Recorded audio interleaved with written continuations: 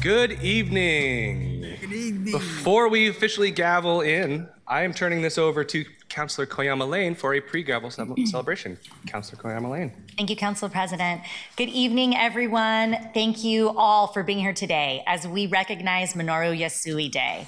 Thank you to Mayor Wilson for formally recognizing this day through an official proclamation, affirming the importance of remembering this history and carrying forward its lessons. It's an honor to gather in this space with very special guests, people who are very important to me, to reflect on the life and legacy of Monuro Yasui and to bravely commit to being the allies today that our families needed during World War II. And with that, I will turn things over to our guests, Lynn, June, Peggy, and Kay. Thank you. Good evening, President Dunphy and City Council members. Min was just 26 years old when he defied the military curfew imposed on people of Japanese ancestry that led to the unjust incarceration of over 120,000 men, women, and children, including my family. And he did this to test the constitutionality, and his act of defiance 84 years ago was a stand against government overreach and discrimination. He knew that no government should have unchecked power. He recognized the common struggle of marginalized people and worked tirelessly across ethnic, racial, class, and other elements of diversity, including age and disabilities. And for his lifetime of activism, he was awarded the Presidential Medal of Freedom in 2015, and he's the only Oregonian to receive this honor.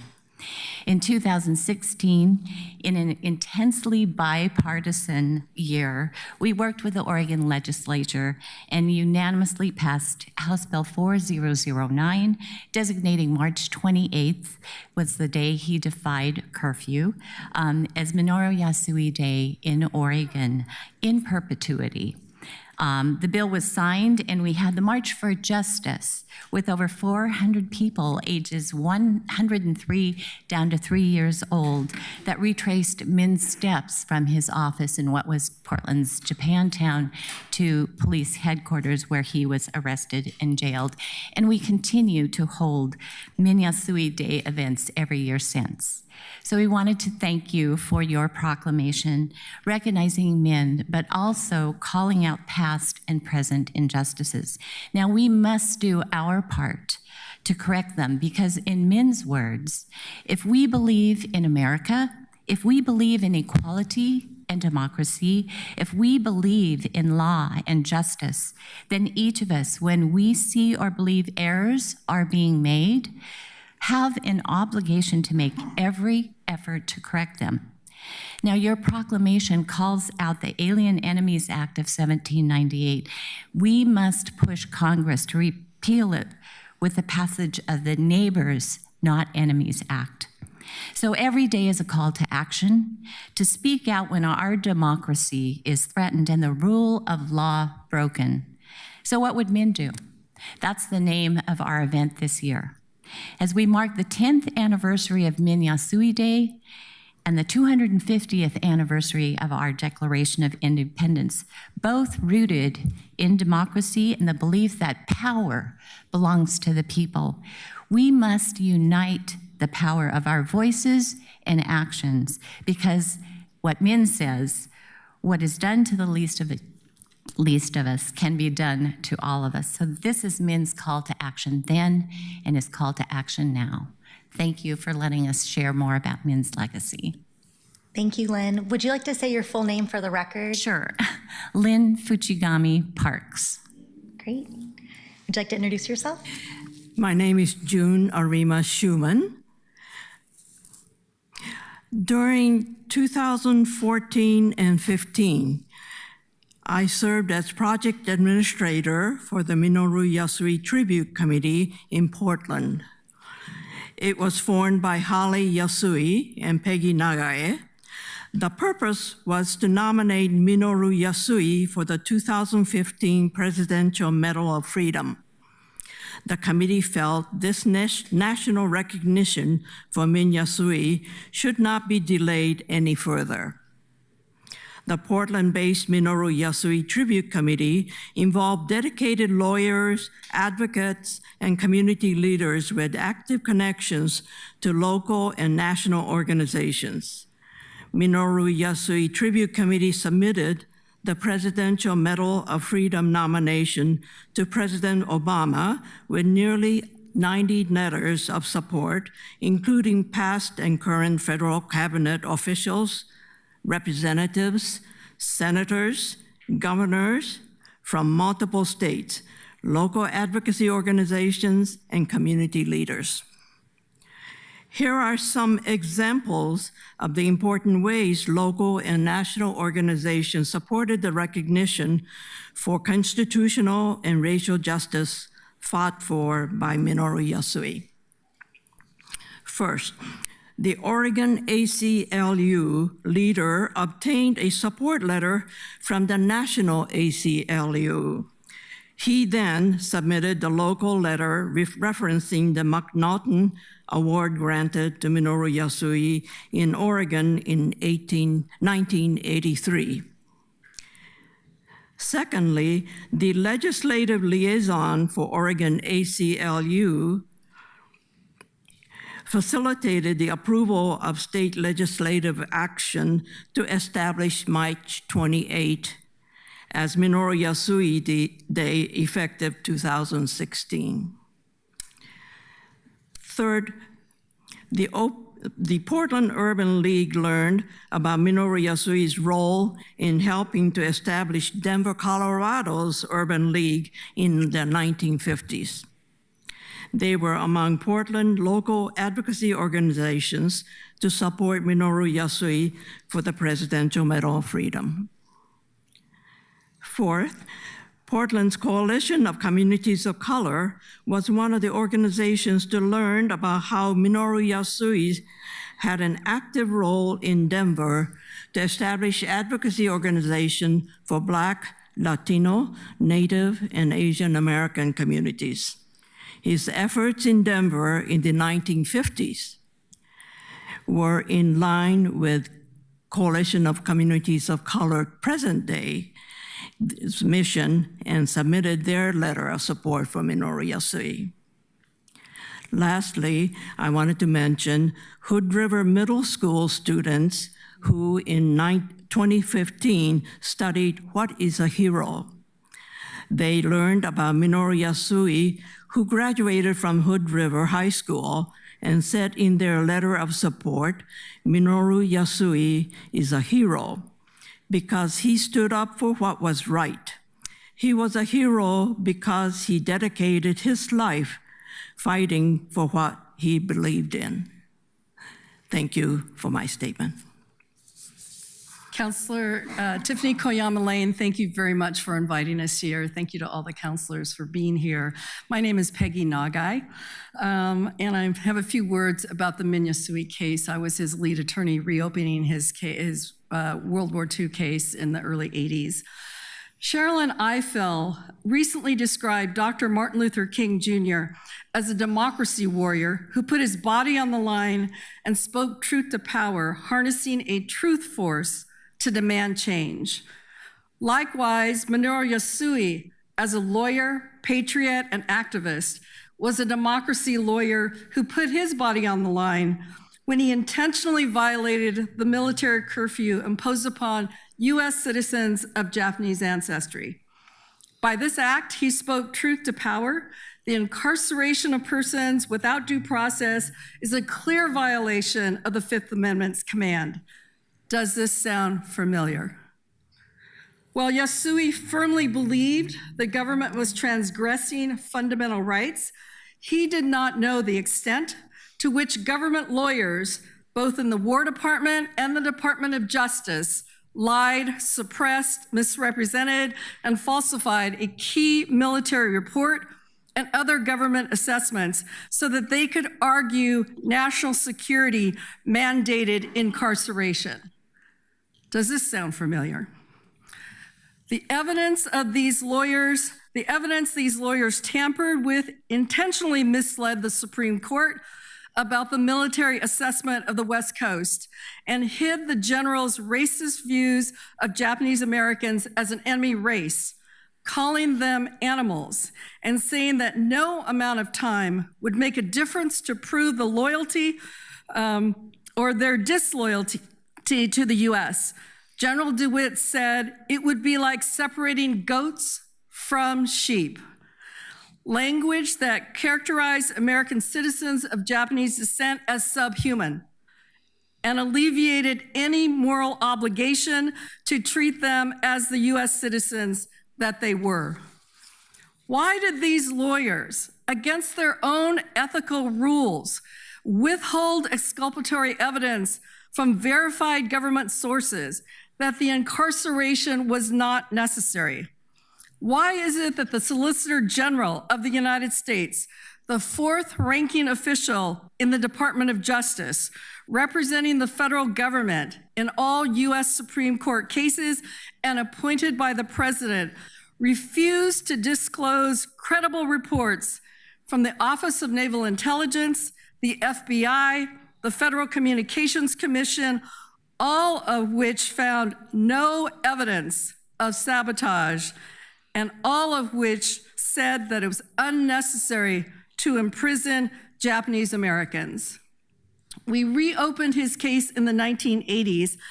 I've been asking these questions for the last 40-some years, and it's been an exhausting process of wondering, why did this happen? Why did lawyers, because I used to practice law, how could we betray our ethical obligations?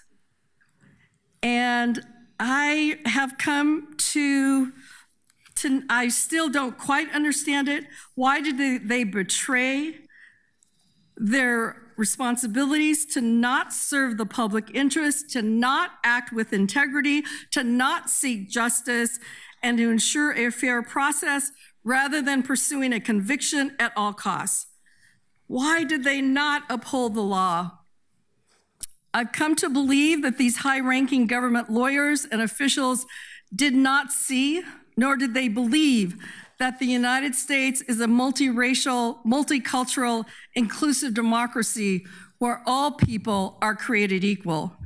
Rather, I believe they saw it as a white country where they are girded by beliefs like manifest destiny, with whiteness at the core of the nation's success, history, politics, and culture. That is why history is repeating itself today. That is why we have a current day Supreme Court justice ruling that ICE agents can make arrests based on race, ethnicity, Spanish-speaking proficiency, and type of work. Called the Kavanaugh Stop, it allows ICE agents to arrest people based on these agents' personal stereotypes and racism. And what would Yasui say?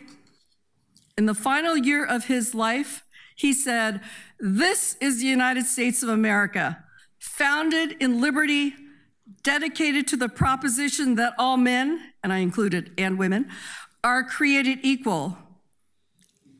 As an American citizen, as a lawyer, I felt that we owed at least the obligation to tell our government they're wrong.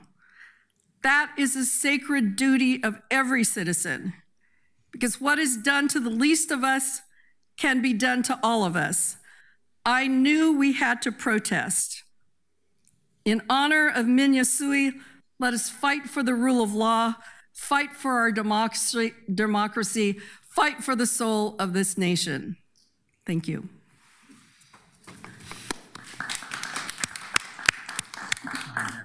Yes. Oh, my name is Kay Endel.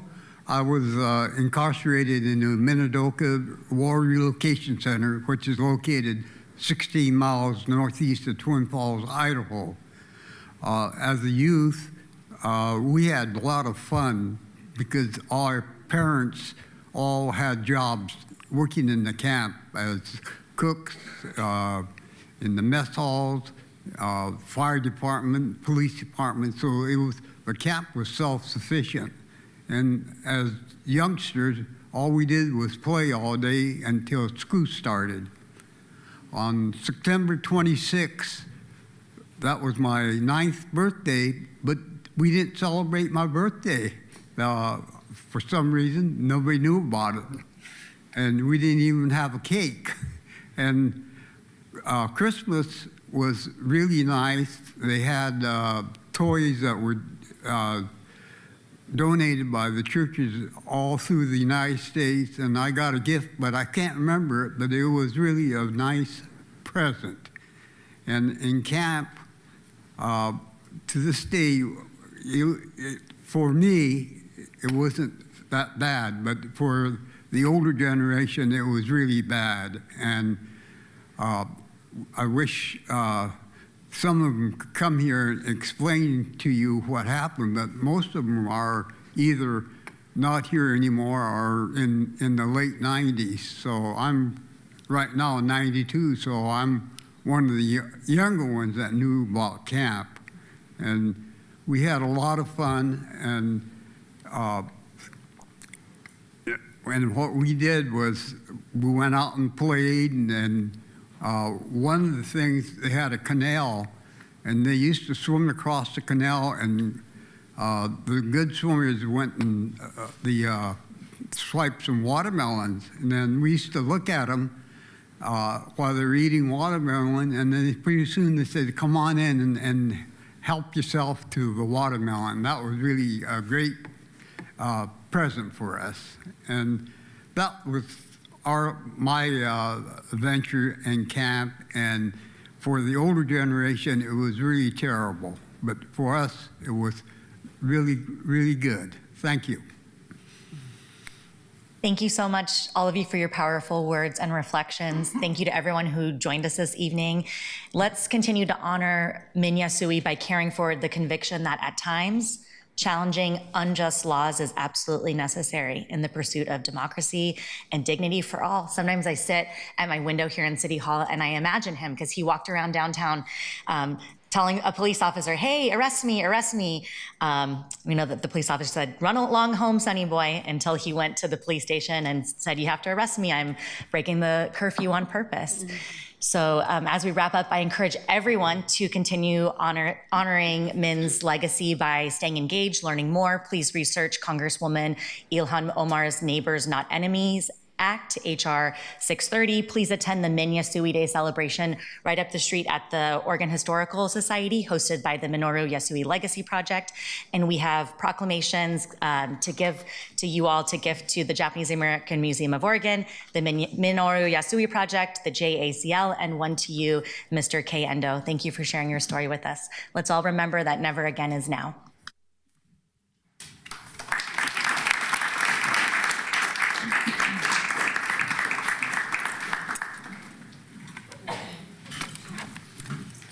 you all for being here. There's going to be, counselors, there's a request for us to do a quick photo outside. We're going to do that and try to be back here in, well, as quick as we can get. We got a full evening tonight.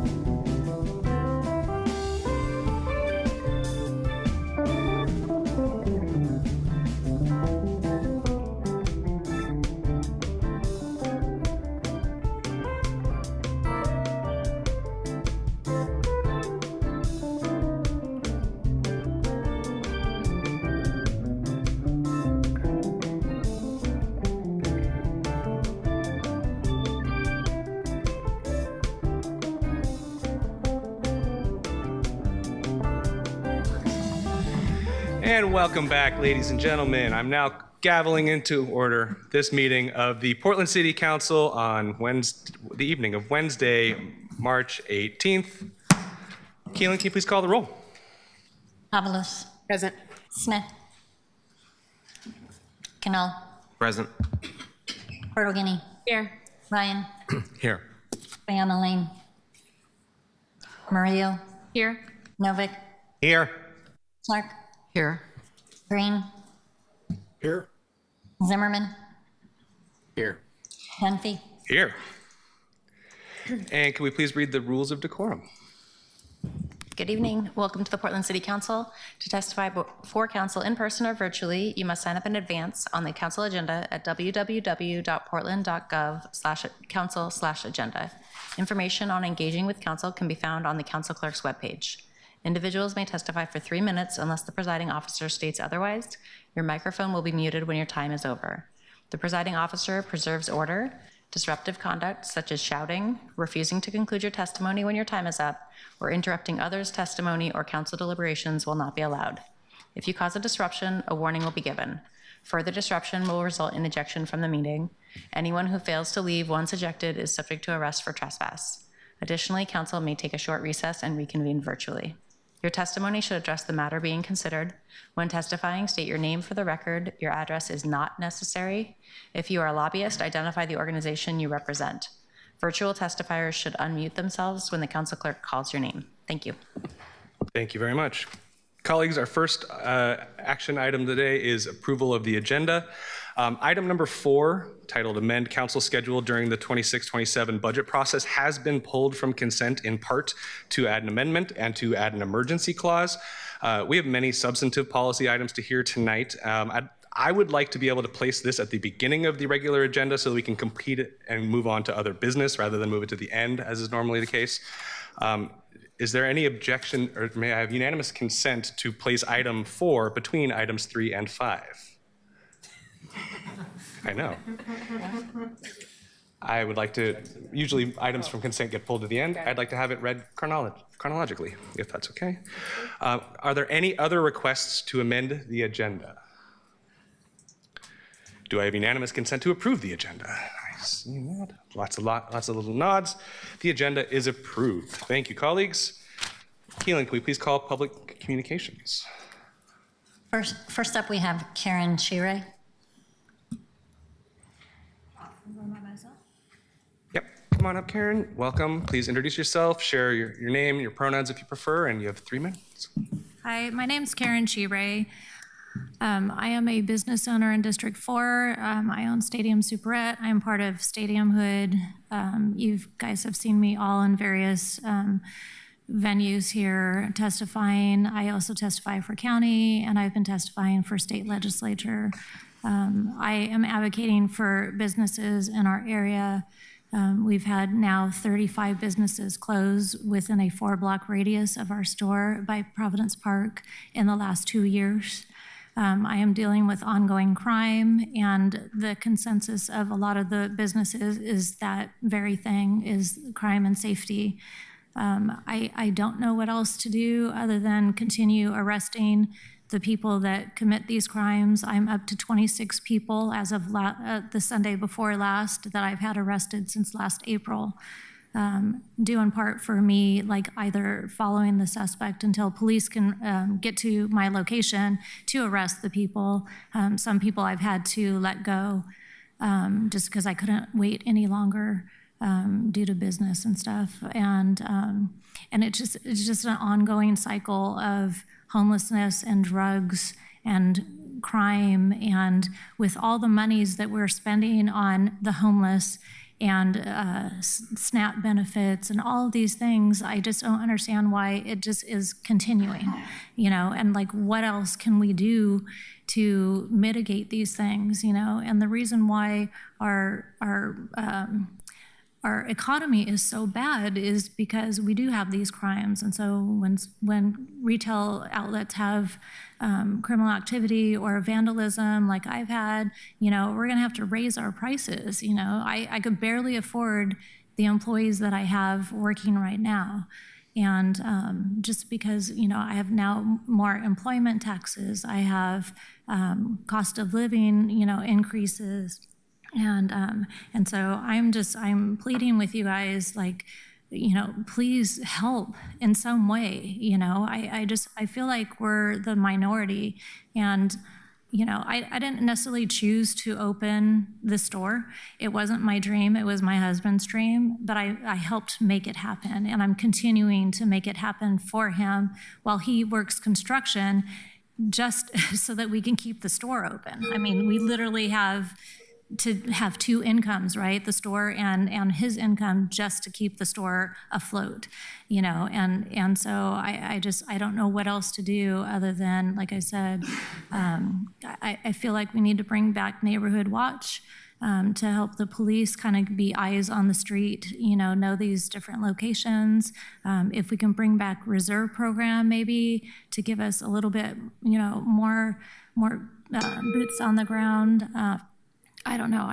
I want somebody to reach out to me and see what else we can come up with to help our businesses not have to close. I don't want to close. So. Thank you so much for being here tonight. Next up, we have Evan Lewis. Welcome. Thank you. Please introduce yourself for the record, pronouns if you prefer, and you have 3 minutes. Yes, my name is Evan Lewis, he, him. I am the executive director of Third Angle New Music.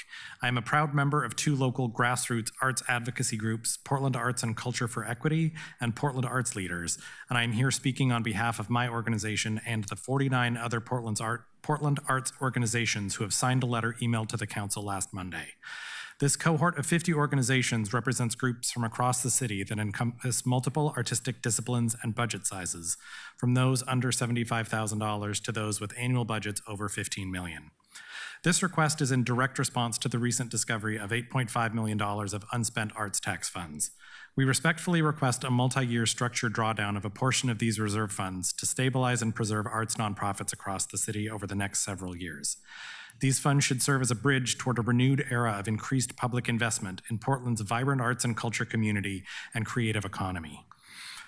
We ask that the city distribute during this fiscal year $1.6 million from these funds equally to all 80 general operating support organizations. This would mean a one-time fund disbursement of $20,000 to each general operating support organization, with an understanding that there will be additional funding from this pool next year, and that the pool of eligible organizations will be larger as a result of application requirements that are more equitable and open for all. Immediately following this distribution, we request that the city restructure the framework of eligibility for general operating support. We request that all arts organizations who apply, particularly those who have been previously denied access to general operating support funding for a myriad of reasons, many detailed in our letter, including budget size and staffing structure, these organizations be eligible within the next year to apply. Our third major request is especially timely with today's release of the city auditor's startling report on the arts tax. The detailed report found many large concerning issues with the arts tax in terms of goals, oversight, and accountability. We request urgent action by the Portland City Council to reconsider and remedy the arts tax structure by presenting a new funding framework to put into effect within the next tax year and 2027 funding cycle. The report spells out what changes are needed and needed now, and we urge you to act on them immediately. Thank you for your time and for supporting arts in our community. Thank you very much. Next up, we have Dr. Carmen P. Thompson. Welcome. Thank you. Introduce yourself for the record, pronouns if you prefer, and you have 3 minutes.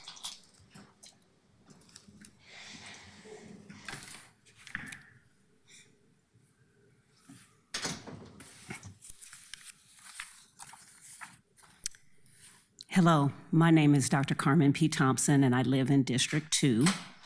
I am here to comment on the discussion of agenda item number 10 in last Wednesday's City Council meeting, in which Councilor Canal made reference to my written testimony about pages 23 and 24 of the PSEF red line adjustments to the climate investment plan of the Portland Housing Bureau that strikes equity language from the fund in an attempt to comply with Mayor Wilson's flawed executive order that, going forward for the entirety of your tenure, forces you to go on the record to state your commitment to diversity, equity, inclusion every time you are asked to affirm or approve changes or removal of diversity and equity inclusion language from the policies or programs of city agencies and bureaus that are seeking to comply with Mayor Wilson's ill-conceived executive order. In other words, his executive order has added an additional layer of responsibility to counselors to confirm or deny their commitment to diversity, equity, and inclusion, with each attempt by city agencies and bureaus to remove equity language in order to comply with the order. As a result, voters will have a public record for which to evaluate you and to hold you accountable on your position on diversity, equity, and inclusion. With regard to pages 23 and 24 of the Portland Housing Bureau's red line adjustments to the climate benefit plan, Council Dunphy, I look forward to your promise to add to the council agenda a discussion on the new equity language to replace that which was stricken from pages 23 and 24. You promised to have this discussion in 30 to 45 days, and I and the voters of Portland will be anxiously awaiting this discussion. Councilors, the problem with the executive order of Mayor Wilson's are numerous. As a Black woman who is part of the protected classes that this executive order seeks to target, that this executive order targets, my concern is as much about future generations of counselors who will not have the institutional knowledge that you have about the city's prior position on diversity, equity, inclusion. If left as stands, these future counselors will not have to make any commitment to diversity, equity, inclusion in housing that the Portland Housing Bureau has to abide by.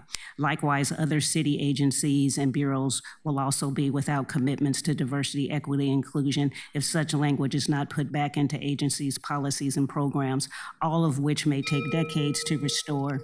The language of diversity, equity, inclusion was put in place because of decades of exclusion and is endemic of Oregon's white supremacist history. I frankly do not need a disparity study to understand institutionalized white supremacy and anti-Blackness in Portland. It is literally written in our city records, and it remains to be seen this council's role in advancing diversity, equity, and inclusion policies that this executive order threatens to roll back. Thank you. Really good timing. Thank you. Thank you so much for being here. Thank you. Next up, we have Jack Dickinson. Welcome. Please introduce yourself for the record, pronouns, and you have 3 minutes. All right, my name for the record is Jack Dickinson. I'm here today to talk a little bit about the Motel Center renovations, but briefly I want to comment on some other recent news. The city of Portland should rename Cesar Chavez Boulevard, either to Dolores Huerta Boulevard or just back to 39th. We can talk about whether this is an appropriate use of scarce public money, but I don't think it is unreasonable to ask our city streets not be named after serial rapists. And in the future, let's be a bit more careful about naming things after men with cult followings because there's a bit of a pattern here. All right, so now let's talk about the plan to renovate the Motel Center. And I'm just here with a couple concerns that I have. So first, I have a concern that we're really doing this without examining our priors. There's a pervasive assumption in politics that these stadium deals are a boon for the economy, but the research broadly does not support that conclusion. To quote a 2023 paper titled The Economics of Stadium Subsidies, a Policy Retrospective, quote, studies consistently demonstrate that sports stadiums have little to no tangible economic impact on host communities, and thus typical public subsidies tend to exceed any meager economic benefits. I think it's okay to abstract this a little bit. I mean, the basic logic behind stadium deals is kind of the same logic behind trickle-down economics, and I think that's why the logic has been so sticky. Now, in a press release, the mayor cited $670 million of annual economic activity, and this leads me into my second and more important concern, which is there appears to be nobody representing the interests of the public right now. The figure appears to have come from lobbyists for the Blazers, with whom Mayor Wilson has been privately meeting with for nearly a year. I would have hoped the mayor would have been wise enough to not simply regurgitate lobbyist talking points, but alas, here we are. I feel I need to remind you of a simple fact. You work for the people of Portland. You do not work for the Portland Trailblazers. By all means, find and exploit the areas where those interests align, but don't assume they're aligned all the time. I think we need you all to be more open about this conversation because talking about these things is part of how we create the leverage. And with the new ownership getting a sweetheart deal from the state, I think they're going to be even less inclined to walk away if we ask for things like partial naming rights or pilots. And clearly there's an element of fear here. Nobody wants to be the elected official that gets blamed for losing the Blazers. I get that. And I don't want the Blazers to leave. But I also think if we're talking about political consequences, you should be fearful of being the elected official who gleefully robs PSEF because you refuse to call a billionaire's bluff. Steve, I appreciate how open you have been about this particular topic. That's all I have time for today, but since I'm probably never going to be back here testifying about sports ever again, I just want to say on the record that if we do end up getting an MLB team, the only acceptable name for it would be the Portland Crows, and I won't accept any other answers for that. So, thank you. Thank you so much. Next up, we have Bridge Crane Simca. Welcome.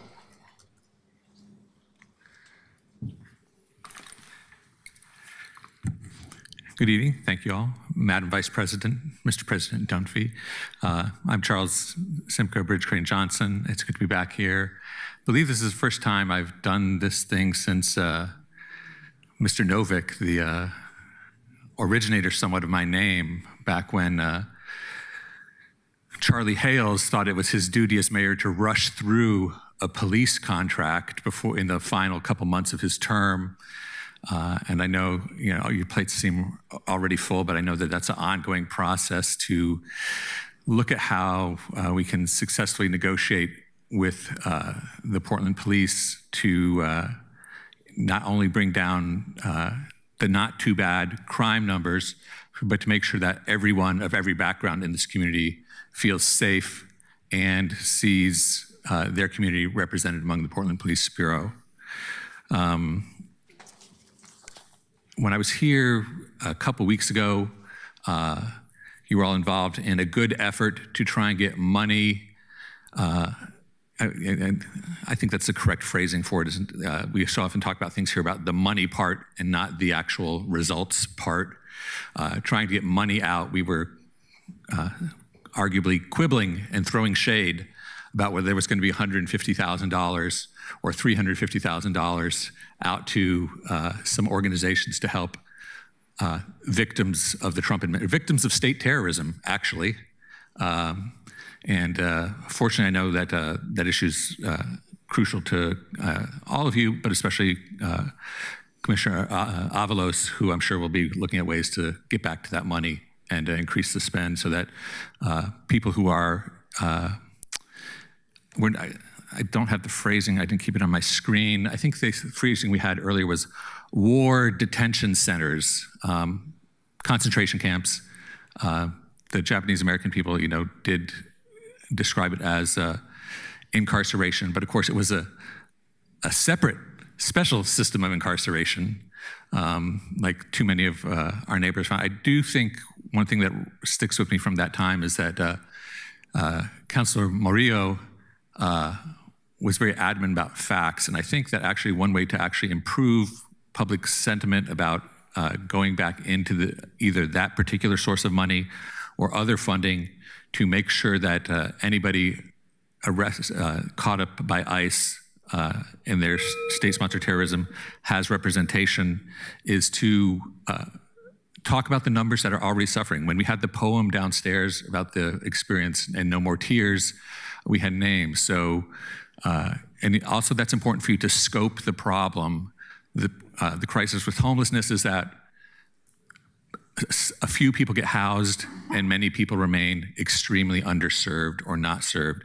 So I look forward to a time soon when we will talk about how many people have been victimized by Trump state terrorism and how we're going to make sure they get due process. Thank you. Thank you very much. That completes public communications. Excellent. Thank you, everybody, for being here tonight. Colleagues, our next item on this is a update from the city administrator with regard to the federal response. I will continue to be holding times on our agendas to hear updates about the ongoing federal response and any other emergency response matters at the beginning of council meetings. City Administrator Lee. Thank you, Council President. There's no new updates today. Staff is still working on the permanent policy that we'll be trying to bring forward to council in this summer months.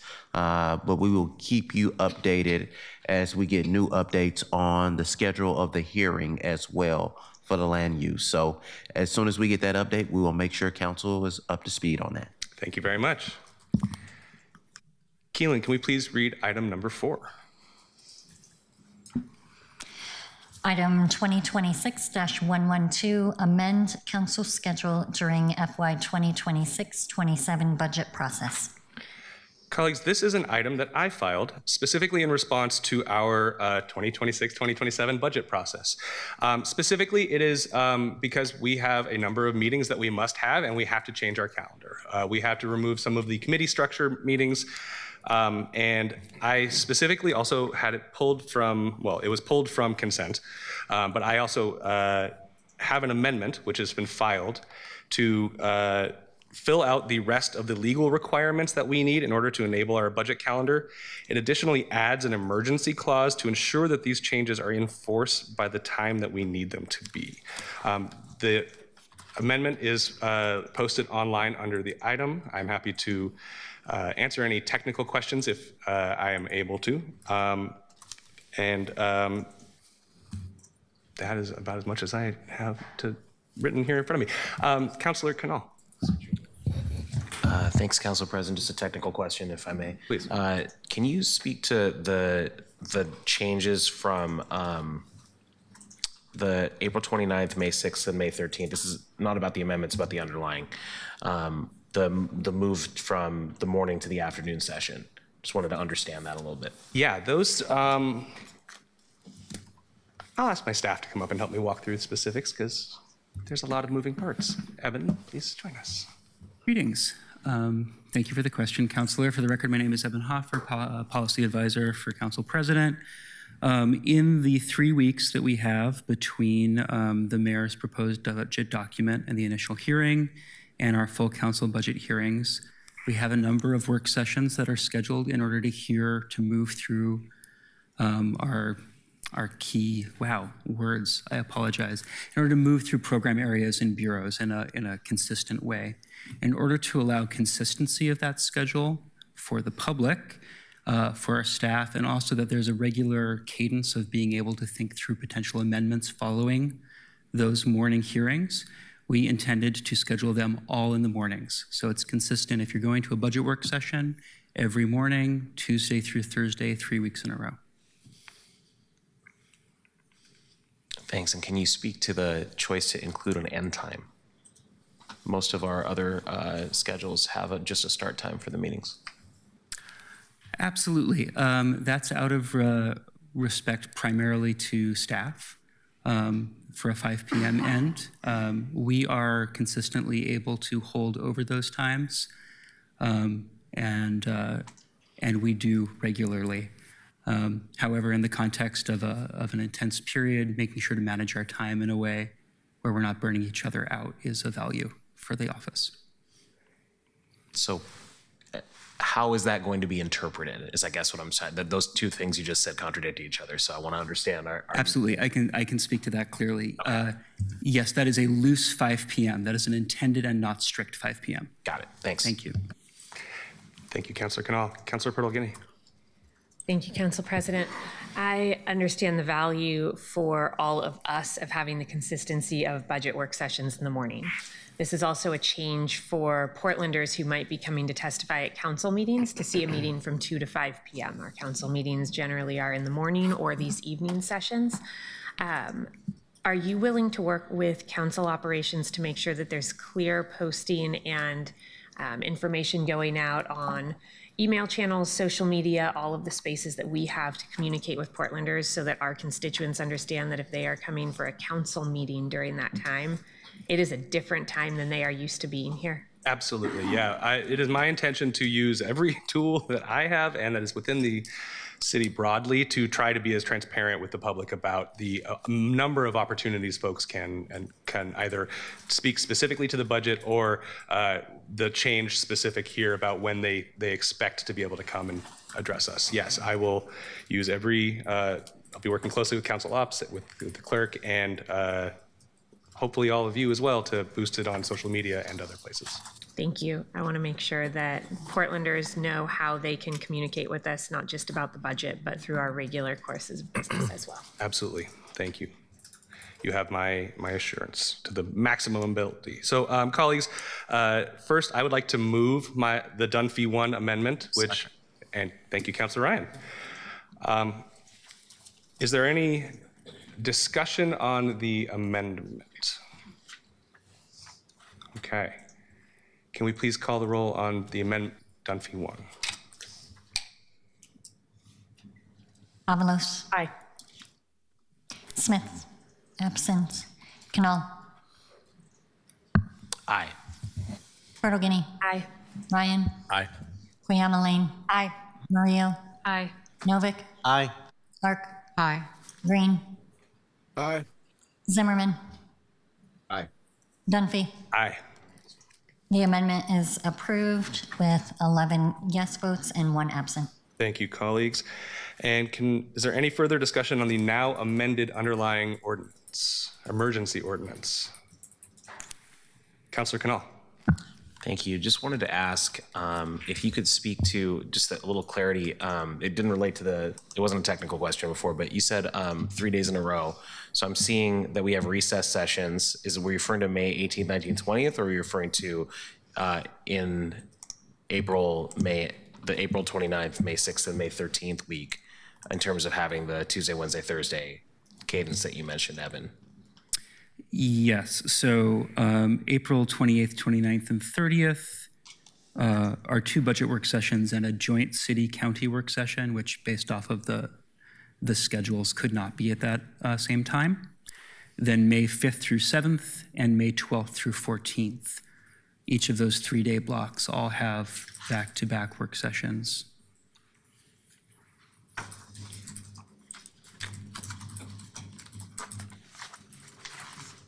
Okay, I just want to understand because I'm also seeing committee on that time, but okay. Yeah, thanks. Thank you, Councilor Canal.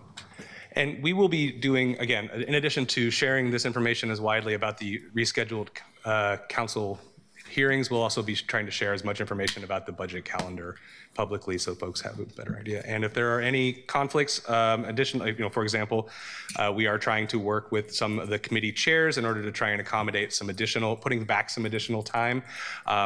We will try to be as flexible about this, but I want to maximize the amount of time that we get to talk about this budget.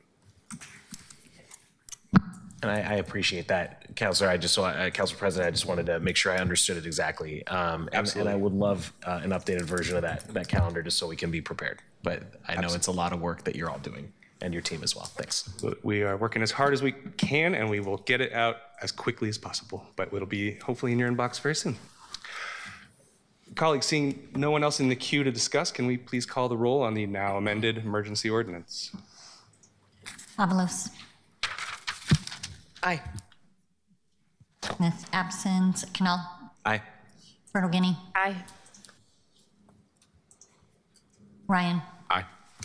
Quayama Lane. Aye. Murillo. Aye. Novick. Aye. Clark. Aye.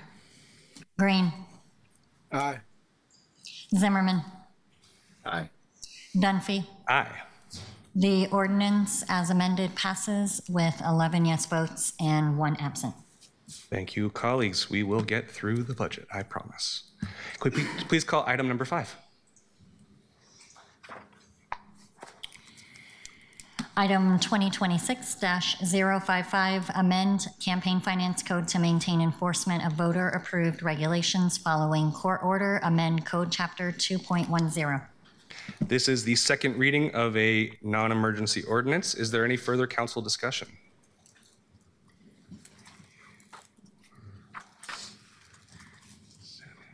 Seeing no one else in the queue, Keelan, can we please call the roll? Avalos. Aye. Smith. Absent. Canal. Aye. Bertolini. Aye. Ryan. No. Quayama Lane. Aye. Murillo. Aye. Novick. Aye. Clark. Aye. Green. Aye. Zimmerman. Aye. Dunphy. Aye. The ordinance passes with 10 yes votes, 1 no vote, and 1 absent. Fantastic. Can we please call item number 6? Item 2026-039, amend chronic nuisance property code to address human trafficking, gun violence, and administrative challenges. Amend code chapter 14B.60. Welcome Christopher Hare from Council Operations with a committee staff summary report. Yes, thank you. Good evening, Council President and Councilors. For the record, Christopher Hare, Council Operations Policy Analyst, and I serve as staff to the Community and Public Safety Committee. The ordinance before you, document number 2026-039, was considered in the Community and Public Safety meeting on January 27th, February 10th, and again on February 24th, where it was referred to Council with a recommendation it be passed. The ordinance amends Portland City Code Chapter 14B.60 as shown in Exhibit A to revise definitions, procedures, and enforcement provisions related to chronic nuisance properties. The ordinance, through the proposed code changes, removes references assigning administrative responsibility to the chief of police or precinct commander and assigns those responsibilities to the city administrator or their designees throughout the chapter. The ordinance modifies the definition of a nuisance property. Under the proposed language, the property may be considered a nuisance property when 2 or more nuisance activities occur on the property or within 200 feet of it by a person associated with the property during a 90-day period. Previously, the threshold was 3 nuisance activities within a 30-day period.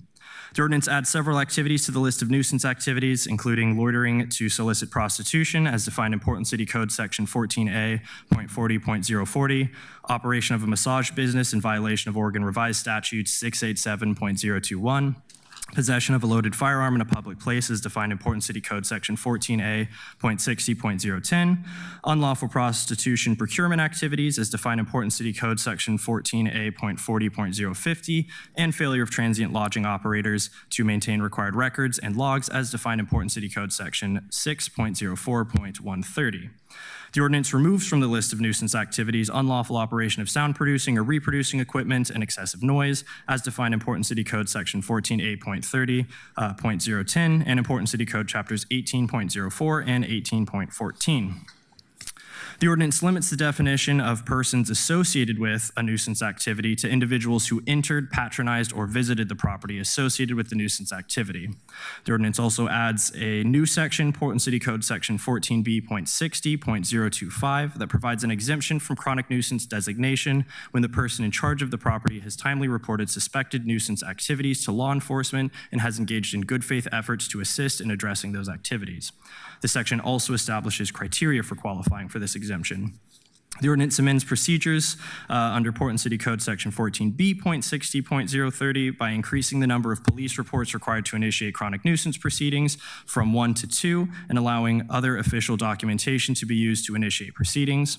Extending the time for a property owner to respond to a chronic nuisance proceeding from 10 days to 14 days, requiring notices to include a list of possible abatement measures, points of contacts, and a summary of potential next steps or future actions, and reducing the time in which the person in charge of the property and the city must agree on an abatement plan from 60 days to 30 days. The ordinance also amends provisions in Portland City Code Section 14B.60.040 by adding implementation of abatement measures to the list of remedies a court may order, removing the specified time frame of 6 months to 1 year for court-ordered closure and securing of a property, and instead allowing closure for a period determined appropriate by the court, increasing the minimum civil penalty from $100 to $1,000 for each day nuisance activity occurs on the property after the city has provided notice of a chronic nuisance proceeding, and removing language allowing a property's general reputation or the reputation of persons residing in or frequenting the property to be used as proof in nuisance proceedings. The ordinance also makes minor technical and conforming edits throughout the chapter, including updating cross-references and alphabetizing lists for clarity and ease of reference. The committee adopted an amendment to the ordinance prior to moving the item to full council. The effects of the amendment on the original ordinance are summarized in the committee staff summary posted online. The full impact statements on the item include financial and budgetary impacts and analysis, economic and real estate development impacts, and community involvement. 10 individuals provided verbal testimony in committee, and 34 individuals submitted written testimony prior to committee action on February 24th. General themes included relationship between human trafficking, prostitution activity, and incidents of violence in Portland and connections raised between these activities and certain properties, particularly along the 82nd Avenue corridor. Community safety concerns, including experiences of parents and students associated with McDaniel High School encountering prostitution-related activities in the surrounding area, and broader impacts on neighborhood safety and community reputation. Impacts of nuisance properties and open sexual exploitation on surrounding neighborhoods, businesses, and commercial corridors, and a desire for efforts to improve safety for residents, students, businesses, and commuters. Desire of small business owners and community members for additional city tools to support to address nuisance activities occurring on or near the properties, partnership between certain hotels that may be implicated by the code changes, and community organizations providing shelter, housing assistance, and other services to community members. Importance of addressing human trafficking and nuisance activity while minimizing unintended consequences for vulnerable communities, including sex workers, victims of trafficking, unhoused individuals, and immigrant communities. Concerns about potential displacement of vulnerable populations or sex workers moving into less visible environments that may increase vulnerability to exploitation. Concerns regarding profiling, increased police contact with certain communities, and expanded law enforcement authority, and potential implications related to due process and surveillance. Concerns regarding potential impacts on business owners and property operators in areas with higher levels of nuisance activities, including properties renting rooms to unhoused individuals or property owners not directly involved in the activity. Reference to policies used in other cities, including Seattle's stay out of areas of prostitution and stay out of drug area approaches in discussion of potential impacts. Interest in additional services and resources in areas such as 82nd Avenue corridor to support individuals experiencing trafficking and reduce conditions that contribute to exploitation. And finally, interest in increased flexibility and timely action by the city when addressing chronic nuisance properties. That concludes the committee staff summary. Thank you. Thank you, Christopher. Councilor Novick, you are both the sponsor and the committee chair. I also understand there will be some amendments to be discussed, so I turn it over to you. Thank you very much, Mr. President, and thank you, Christopher. I want to begin by thanking the members of the Committee and Public Safety Committee and everyone who's engaged with this legislation over the past few months. We had 2 sessions on this proposal in the Committee and Public Safety Committee and a brief sort of summary of it in an in-between session. We've spoken with victim advocates, survivors, motel owners, law enforcement experts, counselors, and others to refine this ordinance. The fundamental question this ordinance poses is, to what extent do we think property owners have an obligation to make sure that their properties aren't being used as a base for certain sorts of illegal activity, such as human trafficking or drug dealing? Currently, the code allows the city to initiate a process to have a property declared a chronic nuisance property if there are 3 instances of illegal activity documented by the police within 30 days. What we've heard from law enforcement is that is too restrictive. A heck of a lot of bad stuff can happen in their property without law enforcement documenting the existence of bad stuff happening within 30 days. So the heart of this legislation is to extend the timeline. What passed out of committee was 2 instances in 90 days is sufficient to initiate the process. Councilor Pertl-Guinea has suggested making that 3 in 90 days, and I'm amenable to that amendment. What happens when the city initiates the chronic nuisance property process is the city informs the property owner that, or the person in charge of the property, that we've seen this activity and we're asking you to take steps to come up with a plan to abate this activity. And then there's back and forth between the property owner and the city, and hopefully they come up with a plan to abate the activity. In unusual cases where there's not an agreed upon plan, then as a last resort, the city can go to court to get the court to order abatement or other activities. That has very, very rarely happened. So among the things that this ordinance does, in addition to that, though, are to address concerns that people had primarily about, largely not about our proposed amendments, but about the existing law.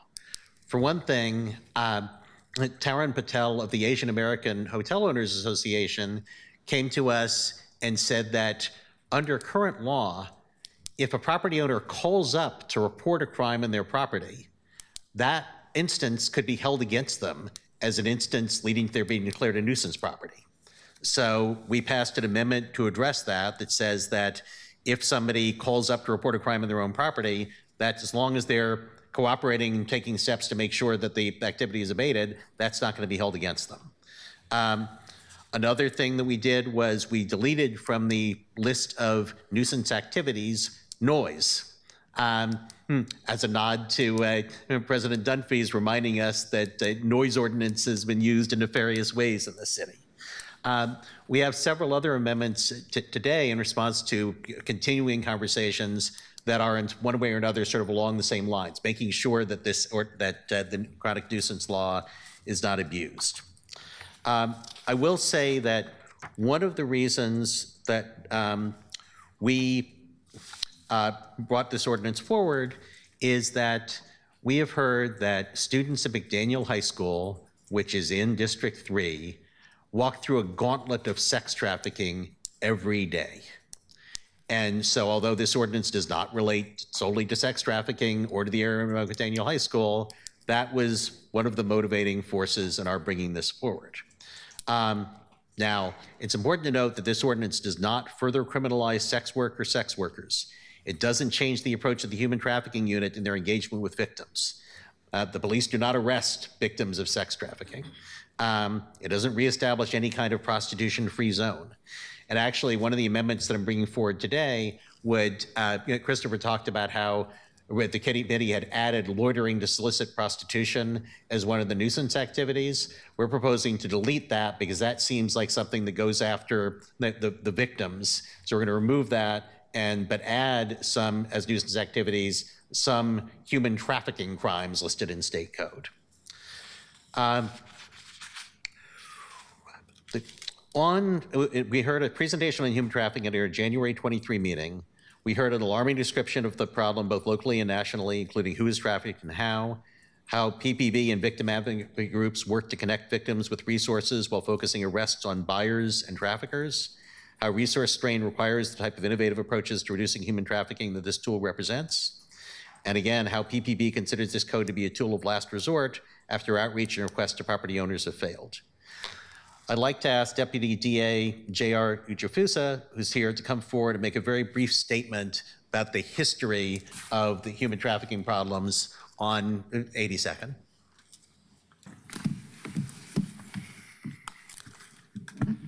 Good evening, Council President, Vice President. My name is J.R. Ujafusa. I'm with the Multnomah County District Attorney's Office. I will try to be as brief as I can and give a little history, as Councilor Novick mentioned.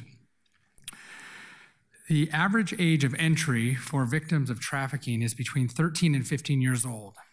That is backed up by a recent PSU study, which identified over 400 local victims in our community, which they found the average age of seeking services was 15 and a half years old, which means that they were trafficked before seeking services for being a victim of trafficking. These are the most vulnerable victims in our community.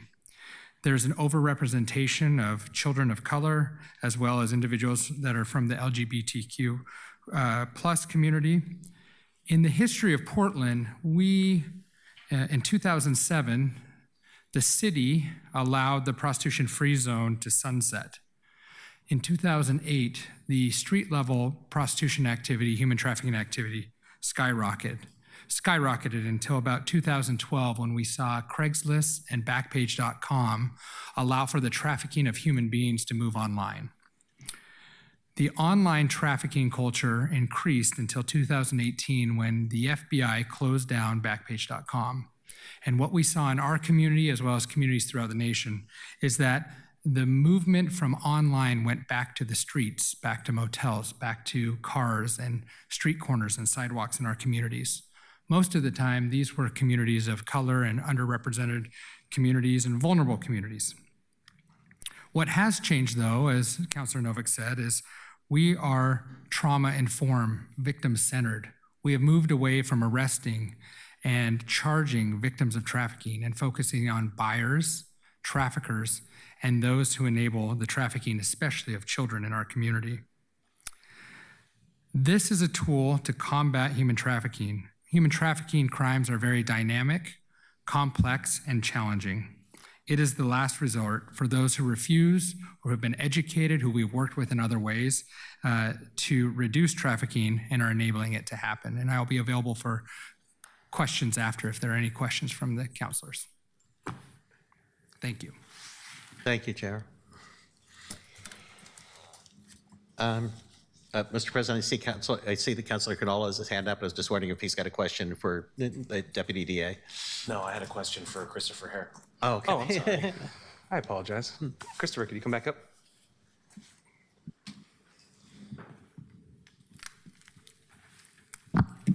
Thank you for the, I think, longest committee staff summary we've ever had, and appreciate your work on a very dynamic and large-scale conversation. You said the word certain, and it's the second to last bullet on the second to last page. Concerns regarding profiling, comma, increased police contact with certain communities, expanded law enforcement authority, and potential implications related to due process or surveillance. And I just ask if you could speak to what the word certain means. Which communities are we talking about? Yes, thank you for the question, Counselor.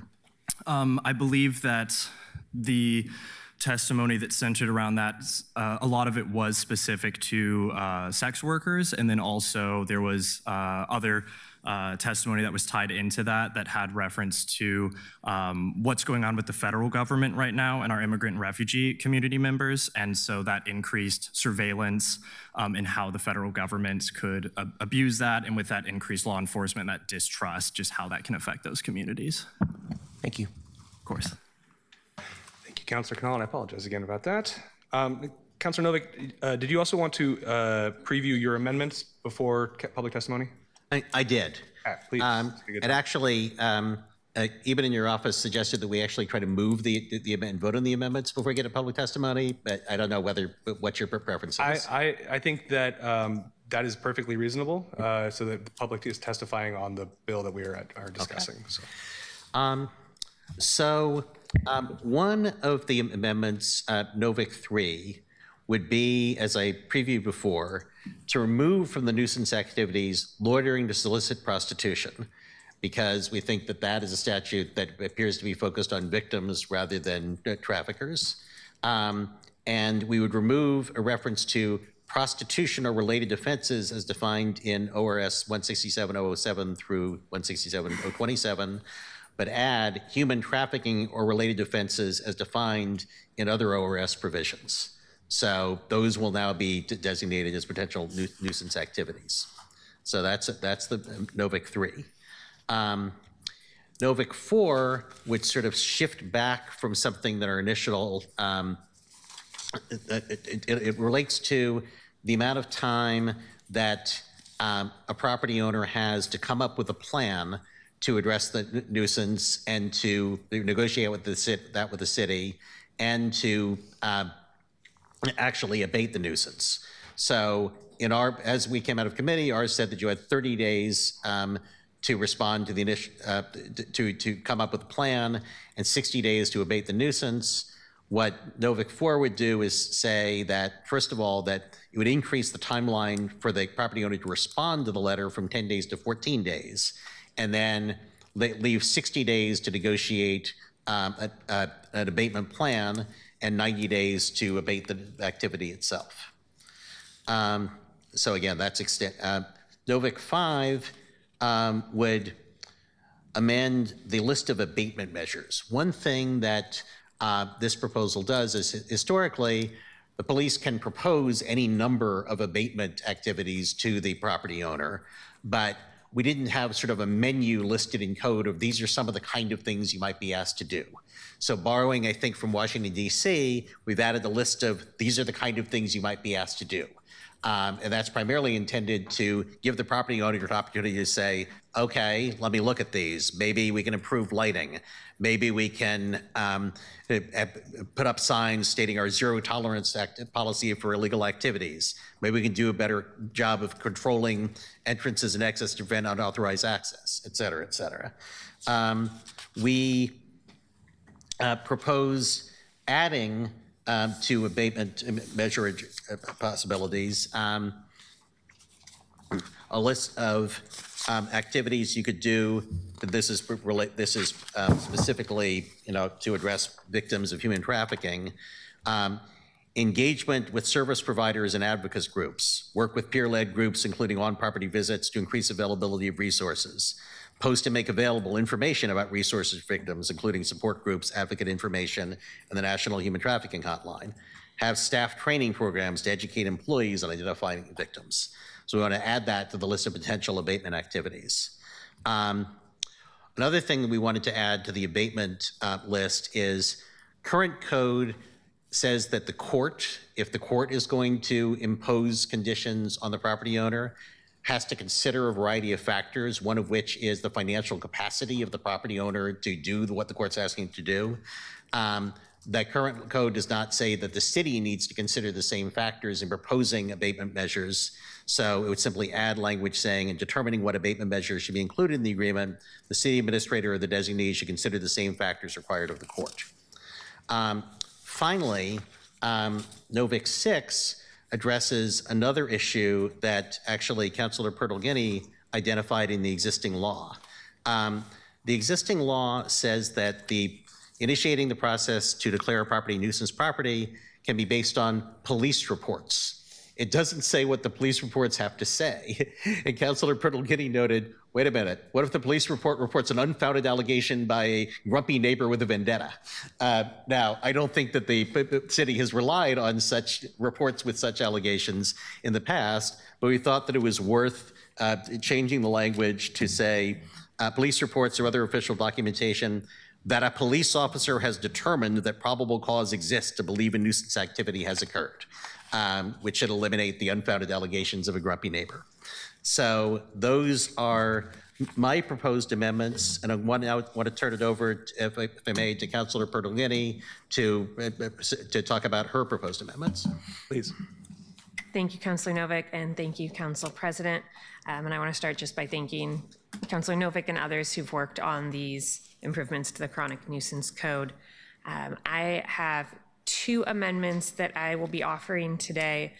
The first is Pertle-Guinea 1, which I'd like to speak to, but I may not move because the content is also captured in Novick 6, and I prefer the way that Councilor Novick has put it forward.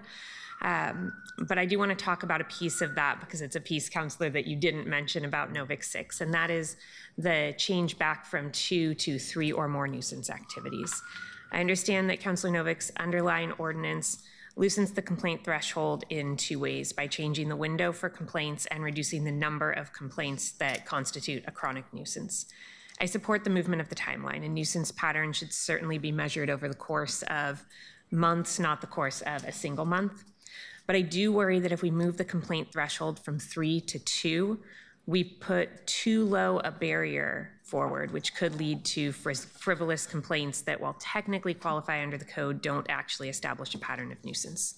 We heard from the testimony in committee and the overview today that systems like this have been historically applied unfairly and in biased ways, particularly around race in the past.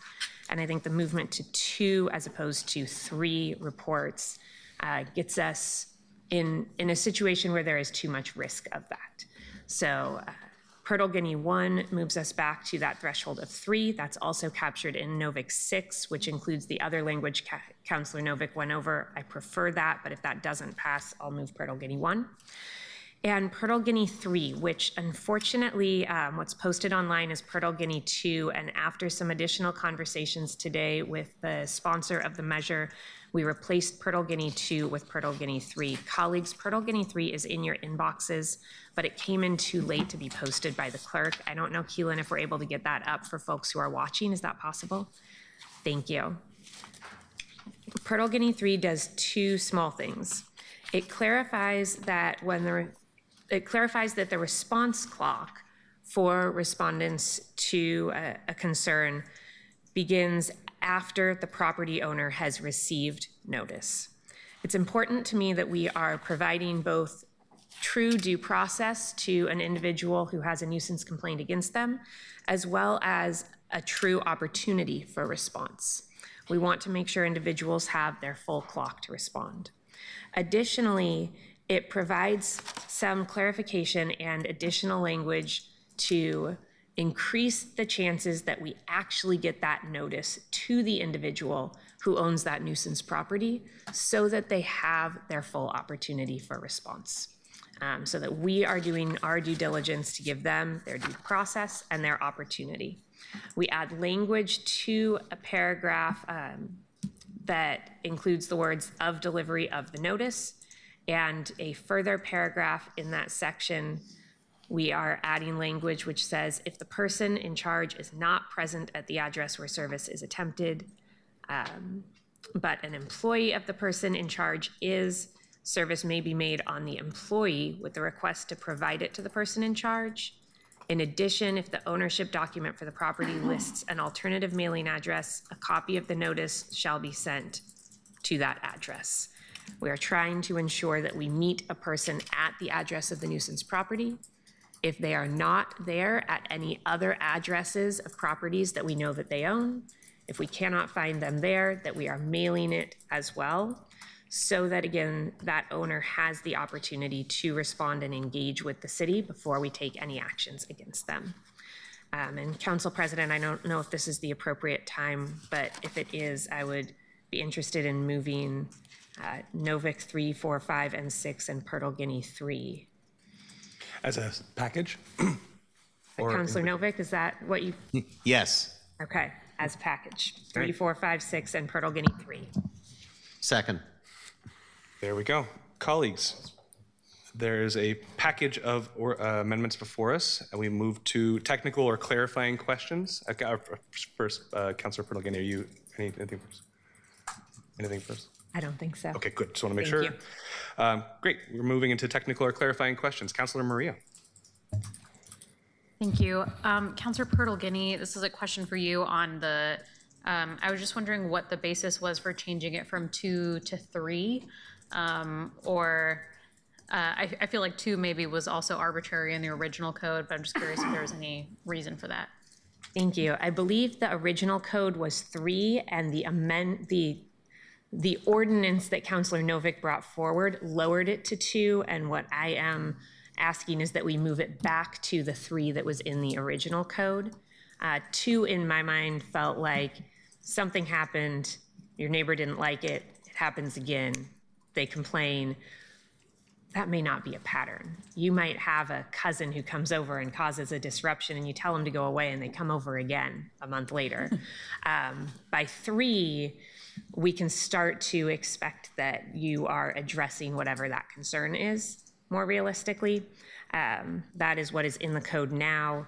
I don't have any reason to believe that that hasn't been working in the letters that I've gotten from constituents about this. I haven't heard anybody say raise it above 3.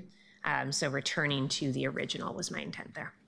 Okay, that's helpful. I think it feels, some of the metrics here feel a little bit arbitrary, and to me, the part that feels arbitrary is the, when we're talking about a police report, and I think the amendments improve what's here, but the thing that concerns me about the police report is that instead of it being a completed documented offense, it just is a required report. And so that could be an attempt or conspiracy, or it could just be a written report. That doesn't necessarily mean that they were like found guilty, but maybe I'm reading it wrong. I don't know if you want to speak to that, Councilor Novick. I'm just trying to understand it. Yes, the reference to a police report is in the existing law, and it does not require that there be like an actual conviction of an offense. That's what's in the existing law. What we are saying in the proposed amendment is that it shouldn't just, we should make sure that it's not just a grumpy neighbor complaining, that it should be an officer has made a determination that probable cause exists to believe that an offense has occurred. And then if this winds up going to court, then the rules there say that the court must find by a preponderance of the evidence that an offense actually has occurred. So it's sort of the way law enforcement normally works in a way. Okay. And you've worked a lot with the DA's office. I assume that they are saying that they're going to be taking on these additional cases and being able to process them through to give these owners due process if necessary? Well, initially, the DA isn't involved. I mean, initially, it's a discussion between the city and the property owner. There's not a heck of a lot of cases that actually go to court, but I'd like to ask JR to give his thoughts on that question. Good evening again. That is correct. This is not something where the DA's office will be doing the same thing we always do, which is the human trafficking team will be investigating human trafficking. By doing that, if we identify that there are properties or individuals who are enabling that trafficking, then this is an option to start to work with those businesses or property owners to fix that enabling. But this doesn't add anything to the DA's office as far as charges or cases. This would be a civil case that the city would do if it went all the way to the end. The beginning is just a letter saying, we've noticed this and we'd like your help to abate this, and here are some suggestions. Okay, I will pause for now. Thank you. Thank you, Councilor Murillo. Councilor Canal. Thank you. I have a technical question first and then one other comment, and it's for Councilor Pirtle-Guinea. Then this might be two-part. For Pirtle-Guinea 3, what is the distinction here between the highlighted text and the fullness of the red paragraph at the bottom? Is the red paragraph new, or is that changed, Councilor Novick's, and then yours is just the yellow highlight? So the red paragraph, I apologize, I was trying to differentiate between Pirtle-Guinea 2 and Pirtle-Guinea 3, which is the replacement, since I had assumed folks might have read 2 in advance and then we dropped 3 on you last minute. Got it. So the red part that is not crossed off replaces the red part that is crossed off. All of that is an amendment. The highlighted portion is just the change from 2 to 3. So if you previously looked at the amendment I had filed, Pirtle-Guinea 2, you would have seen the red that is not crossed off without the highlighted portion. The highlighted portion is now added in Pirtle-Guinea 3. All of that is the new text and replaces what is crossed off here. Thank you. So my question then is about, I guess, the highlighted portion here. Okay. And I want to note that when you presented this, when you combined the two, you said that the intent was to ensure that the business owner would have the fullness of the time. And so I want to understand how that happens when the clock starts when an employee gets a document, but not when the business owner or manager gets the document, and how there's any guarantee that that information is communicated. So Pirtle-Guinea 3 actually does two things. And if you look at the top portion of Pirtle-Guinea 3, under A3, there is a highlighted portion that says of delivery of the notice. So instead of demand that the person in charge respond within 14 days to the city administrator, it now says within 14 days of delivery of the notice to the city administrator. I was concerned before that that could be 14 days of printing the notice and then somebody holds on to it for 3 days, you don't see them, you go again, you try to find them a second time. Suddenly there's 5 days left for them to respond. So this says 14 days of delivery of the notice. And then with the second portion of this amendment, rather than attempting to deliver, rather than delivering the notice to the address of the nuisance property, and if you'd like, you can mail it as well. What we are saying is you attempt to deliver it to the notice of the nuisance property or such other place which is likely to give the person in charge notice of the determination. So if there is another address you know for them, to attempt to deliver it in person there.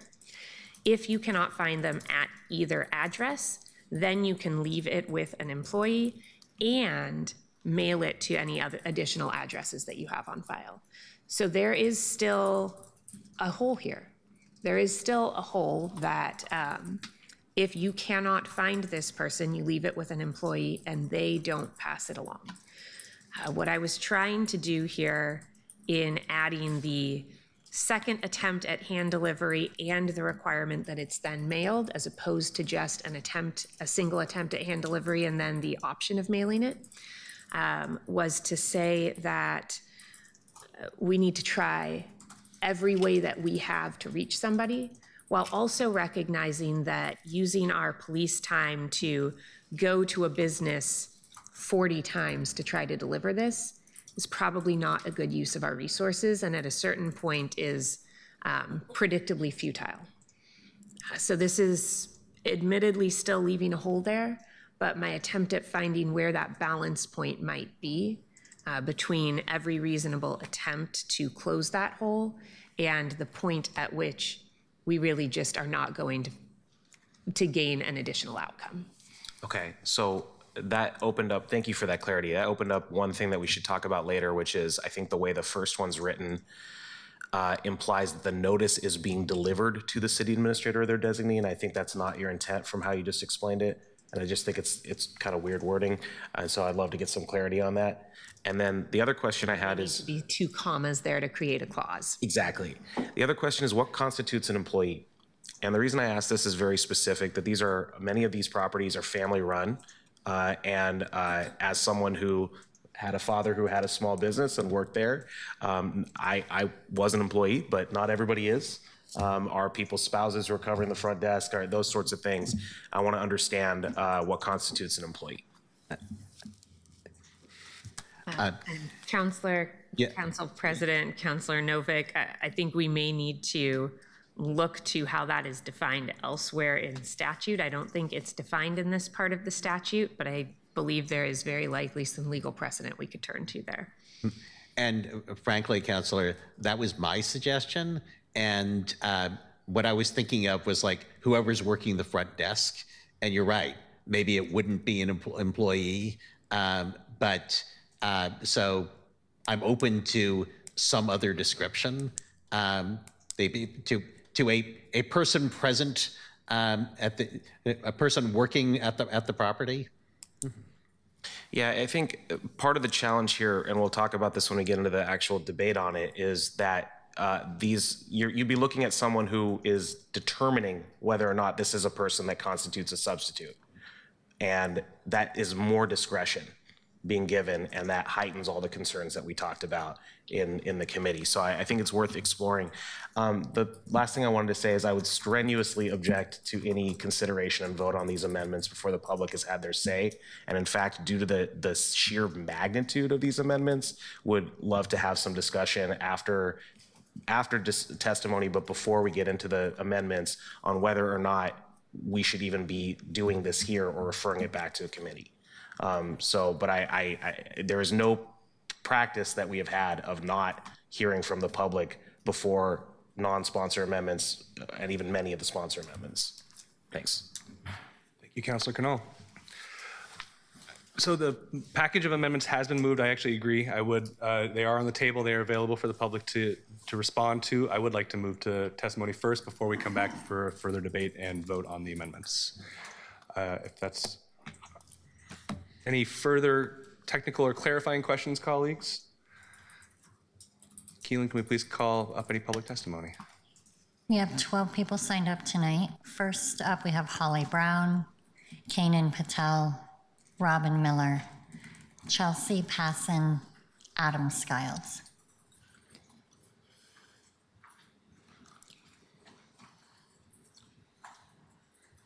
Any of those folks are here or online, you're welcome to come on up as a panel or a group, or whomever is here first gets to go first.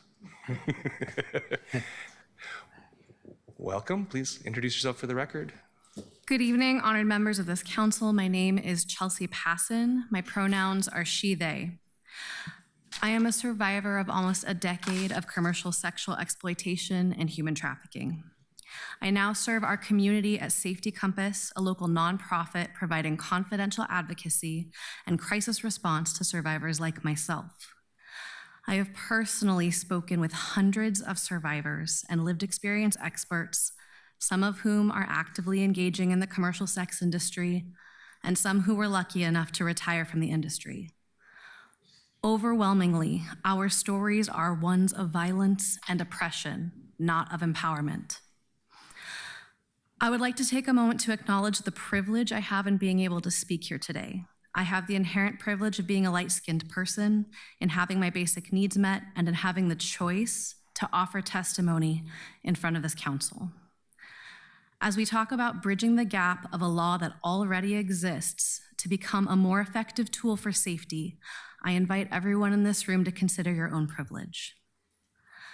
Now, I want you to consider that at this very moment, as we speak, there is someone, probably many someones, stuck in a hotel room on 82nd Avenue who is unable to leave or eat or even sleep until they meet their quota for making as much money as they can through the exchange of commercial sex acts.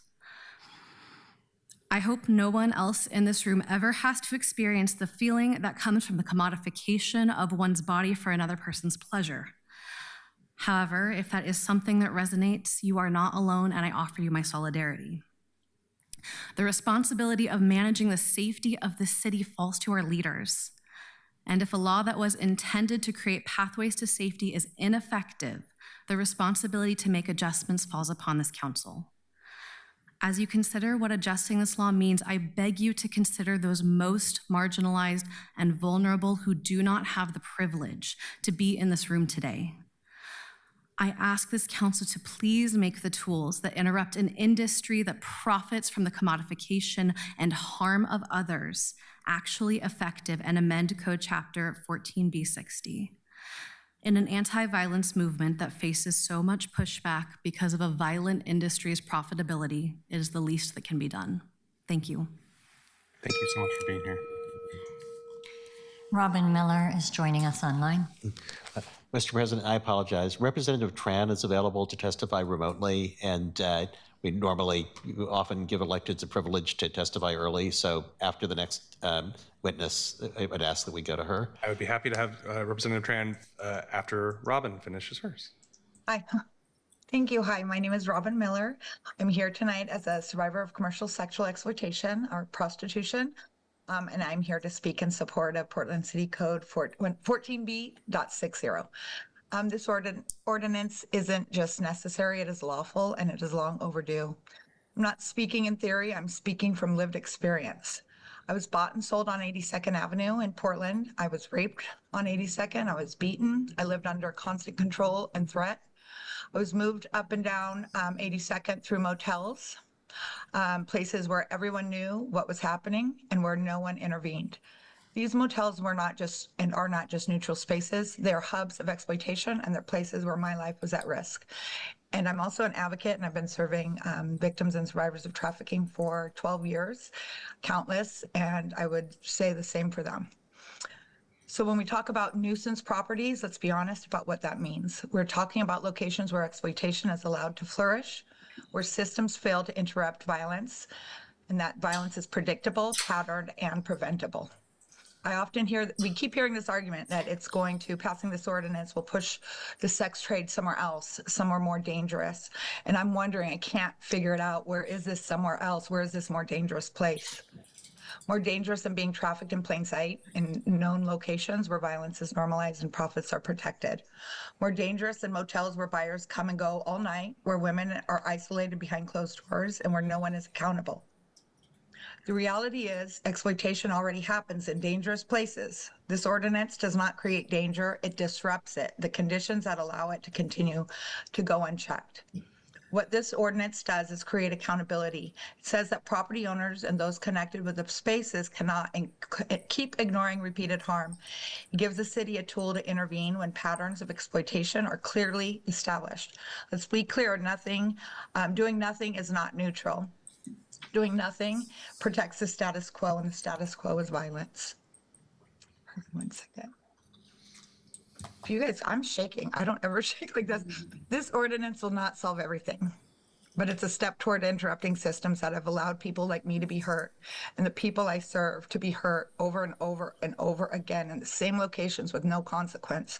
I stood out above a hotel lobby in the 90s after a man tried to kill me. I ran from the room without my clothes on and screamed, fire, fire, fire, fire, because I knew no one would come if I screamed rape or help me. The owners of the motel or the managers came out and they saw me and they looked at me. The man left, but they did nothing. I see women and girls coming out of the same motel today when I'm driving on that street. Portland has an opportunity to act, to say that repeated exploitation is not acceptable and not invisible. Thank you so much for your testimony. And Representative Tran, please go ahead. Good evening, Council President Dunphy, Council Vice President Clark, and members of the Council. For the record, I am State Representative Thuy Tran from House District 45. I represent the student of McDaniel High School and the residents of Sumner, Park Rose, Roseway, and Madison South neighborhood.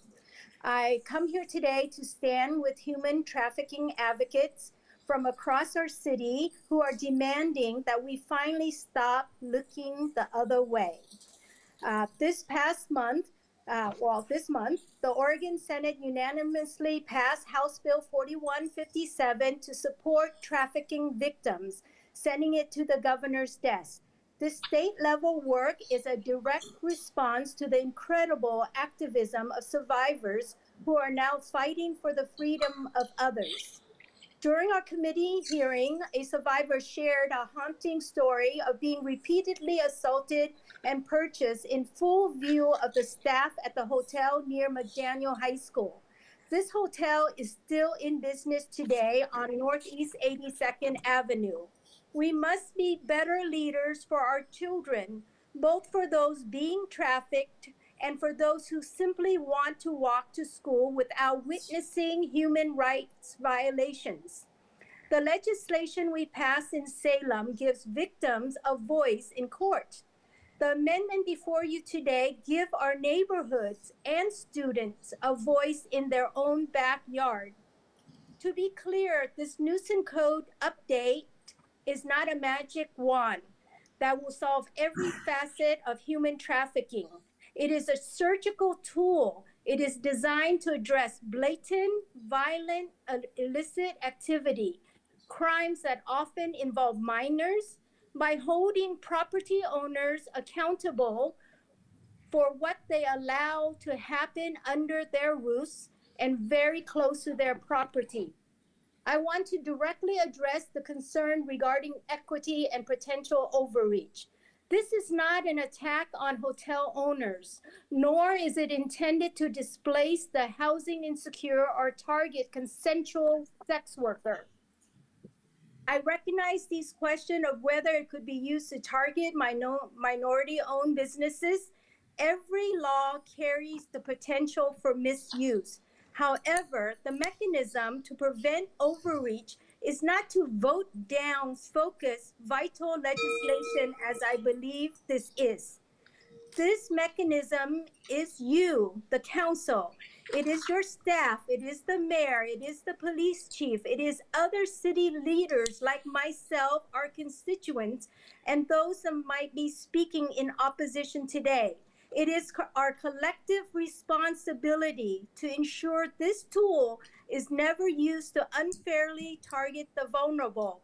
We cannot let a hypothetical risk prevent us from taking necessary steps to rescue those being trafficked in our city today. Thank you. Thank you, Representative. Okay, checking to see if Holly Brown is here, Kanan Patel, Adam Skiles.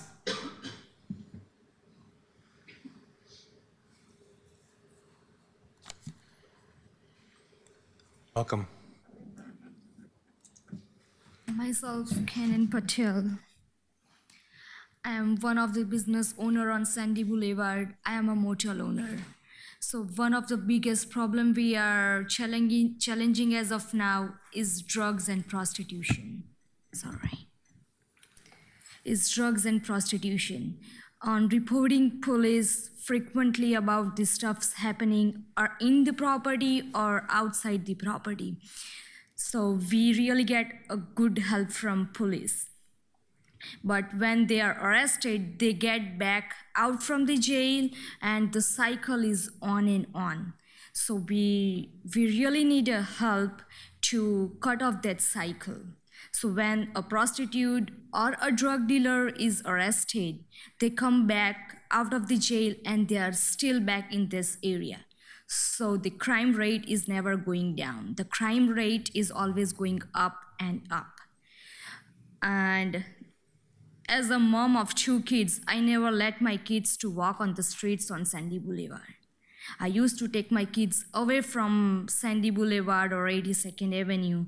I'm even scared to walk in the parks on Sandy Boulevard.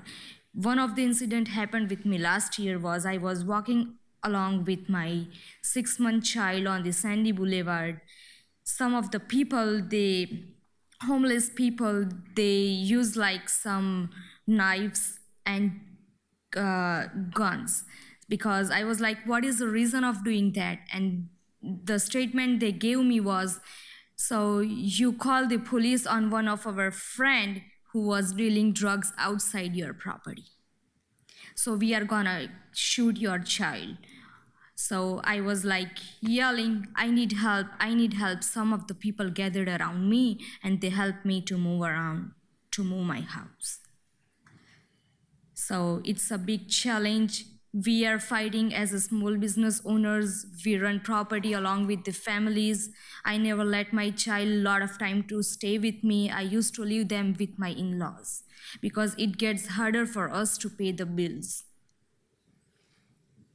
My daughter, there was a recently shooting in my property last month. So the questions come here is, they are not usually the people staying in our property. So during night time, they come walk in the properties and they does a lot of stuff that is inappropriate. We are scared to walk outside to pull the people out. So we really need some security on Sandy Boulevard, especially at night times. We are always happy to help Portland Police if they need any tips from us regarding prostitution and drug dealing. A lot of people, like, they comes and whenever we ask them, they are like, we are helping people not in the property but outside the property. I used to counsel a lot of prostitutes walking on the side, and I feel proud on me that I cleared up one prostitute and I sent her to work as an Amazon. I paid a lot of stuff for her. She went to detox.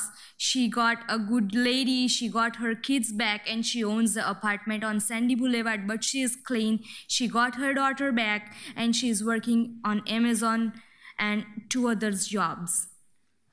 So I feel proud on myself. At least I try to change one of the life of a prostitute, but I'm still working on that part, but I really need help. Thank you so much for being here tonight. Yeah. Thank you for your testimony. Thank you.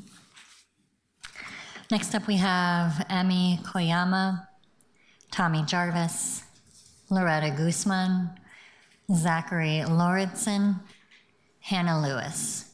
Go ahead and come up to the table. You can state your name for the record and begin your testimony. Go ahead. Okay. Hi, my name is Loretta Guzman. I'm a small business owner here in the city of Portland, and I was also raised here. I think when I originally first read this, what was coming before you guys, there was like so much, but I'm glad to hear that everybody is like putting input in this, and so it's not just going to fall on the business owners, because we run in businesses, we are held to a higher standard than people, but we also can't control everything that happens out on the streets around our businesses. We try to, but also you guys need to put something in place that works for us, because there's like not a lot for help for us when we do call or we do need help. A lot of times we have to go to other sources to get help, because right now our system is eroding. It's not safe out there. I don't care what you guys say. You know, you guys already know I come here all the time and speak. I speak about, you know, my real life experiences that I have. So there's a lot of concern, and our kids are our future. And I feel like you guys need to take and give our kids safety. Our kids don't have safety. You know, my little nephew, his dad was killed. He just moved. Him and his mom had to move because, you know, she has a lot of trauma from everything that's happened. And she could have very easily been somebody who fell between the cracks and became a prostitute and became a drug addict. She could have been out there on 82nd. And I had to do a lot of work to help to get her to where she, you know, was able to get a job, and, you know, and I did a lot of juggling with the kids. So our kids are our future, and I hope you guys do something really, put something in place, but also don't put all the blame and everything on us as business owners. It's hard for us right now. You know, everything is raising on us. A lot of businesses are really struggling, and I don't know, we just need help. And so I just feel like our system is really eroded. And so I hope we get some real help out here. And you guys will see me more. Thank you. Thank you so much for your testimony. Emmy is joining us online. Hi, thank you so much. My name is Emi Koyama, and no relation to Councilor Koyama Lane, but I'm happy about the Monuro Yasui proclamation earlier. I'm a survivor who has been on the 82nd Avenue many years ago and a longtime advocate for survivors, people who live and work on the street, migrant Asian women working in massage parlors, and other people in or adjacent to the sex trade who have not been meaningfully consulted in the process of drafting this legislation. I oppose the expansion of chronic nuisance property ordinance, especially in the name of preventing and interrupting exploitation and abuse within the sex trade, because it displaces people in activities that community considers nuisance, rather than addressing underlying social and economic conditions that lead to vulnerabilities and abuse. People engage in sex trade under varying and oscillating combinations of choice, coercion, and circumstances. Public policies must respect and empower choices, fight coercion, and vastly improve circumstances so that everyone in the sex trade, regardless how one entered or how much power they currently exercise, can benefit from greater freedom and safety. The proposal before you does none of that. In fact, it does the opposite. It pushes certain people and activities further underground, displacing, isolating, and endangering people who are already vulnerable to exploitation and abuse. From the street sweeps to Backpage.com shutdown to motel and strip clubs closures, displacement without addressing the root causes always result in additional harms to the most marginalized. Last summer, Seattle expanded its own chronic nuisance property law, and I recently received the first batch of public records from its enforcement. I noticed that in December, Seattle's chief of police issued a letter designating a business as a chronic nuisance property based in part on a police report generated when someone at the business called 911 to seek medical assistance for drug overdose. I don't think it was the intent of Seattle City Council to penalize businesses for saving lives by reporting an overdose, but this is a textbook example of unintended consequences. The Novick 1 amendment comes close to addressing this particular harm, but does not actually provide relief because seeking medical emergency assistance in good faith is not included. Nobody in Seattle foresaw that expanding chronic nuisance property ordinance might discourage businesses from calling for medical assistance and possibly cause delay in assistance and increase preventable death. But here in Portland, we're telling you right now that the likely detrimental consequence of enacting this ordinance on the safety and lives of people in the sex trade. Please scrap this legislation now and start over with a broader group of stakeholders to enact the policies that respect choice, fight coercion, and radically transform social and economic circumstances and conditions that produce vulnerabilities. Thank you very much. Thank you so much for your testimony tonight. Zachary is joining us online. Good evening, everyone. Zachary Lauritsen at Oregon Walks. We're a pedestrian advocacy organization, and I'm testifying in support of the changes to the Nuisance Property Code. In my role at Oregon Walks, I do a lot of organizing along 82nd Avenue. And over the years, we've really developed a community vision for 82nd as this transit-rich, as this housing-rich spine of East Portland. And thanks to the work of advocates for years, of many of your predecessors, and frankly, of many of you, we're making steady progress towards those goals. One of the biggest challenges, frankly, is 82nd Avenue's reputation, and that reputation is based in a lot of reality, often. McDaniel students tell me about hearing gunshots being a weekly occurrence. 82nd Avenue is known as a place where folks can get drugs of choice. Parts of 82nd Avenue, especially, as mentioned earlier, in the northern section by the Grotto, McDaniel, that area, is well known as a place to purchase sex, often from people who have been coerced or trafficked into Portland to do so. I mean, that's the reality. And philosophically, Oregon Walks, myself personally, we're not big in the enforcement lens of using police to achieve ends. But this legislation reminds me as my time as an educator. Some of you know that before I was at Oregon Walks for 15 years, I was a coach and a teacher and an administrator in public schools in Oregon. And in that role, we needed various tools. You taught appropriate behaviors, you used restorative practices, you intentionally built positive community, but sometimes you needed to have traditional discipline as one of those tools. And this feels a lot the same. First we want to build a lot of housing on 82nd Avenue, really develop out the transit. We want to have thriving businesses so that we bring positive interactions. We want to depave and plant trees and make the space more welcoming and humane. And in a case where we know exactly, for example, where a hotel is being used, as we heard earlier tonight, as a brothel, or a building that is a drug or a gun dealing location, we need those traditional discipline tools. And I see this legislation as tightening and cleaning up the code that refines those tools that we have in that tool belt to address these challenging behaviors that you've heard tonight. I appreciate the process over the last few months. I appreciate actually hearing the attention to detail tonight to improve this legislation. And I hope that we can heed the call of neighbors on 82nd Avenue, but also around the city in general, to start addressing these nuisance properties and the very real harms that they are causing to our community. Thank you very much. Thank you so much. Hannah Lewis is joining us online. Welcome, Hannah. Hi, Council. I had Hannah Lewis, she, her pronouns.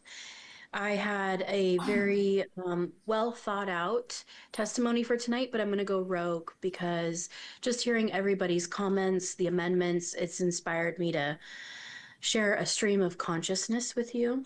I also want to thank Zachary for the spine of East Portland. I'm going to be quoting that going forward. I just want to say thank you to Council. This process has been very well thought out to understand the impact to residents, owners, impacted individuals, and our workers on the streets. Meaningful consultation has occurred through the public testimony process. This first was brought to us back in January, and I thought we were voting in January, but here we are in March, and continuing the discussion. A point that was brought up earlier was the change to the number of instances in 90 days.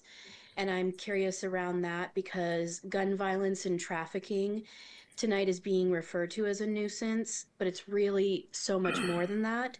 So when we have this history of issues happening at a property and then all of a sudden there's gun violence or we confirm trafficking, is that weighted heavier? Just a question I have. Removing loitering, I think, is a win for those that are consensually out there in the sex work industry. At every one of our community meetings where the Human Trafficking Unit presents, it's really interesting. The audience ends up turning their attention more towards the buyers than the women. So is there an opportunity to call for tougher consequences along the lines of loitering, but maybe it looks more like repeat offenses? We've also heard from some really great business owners. Miss Patel, very impressed to hear from her. Loretta Guzman as well. And we see those business owners being listened to tonight. I want to talk about an experience I've had in the Sumner neighborhood with the Quality Inn. This goes back to delivering notice to a property owner where I personally tried to reach that hotel before I was really plugged into my neighborhood association or city council and how it all works.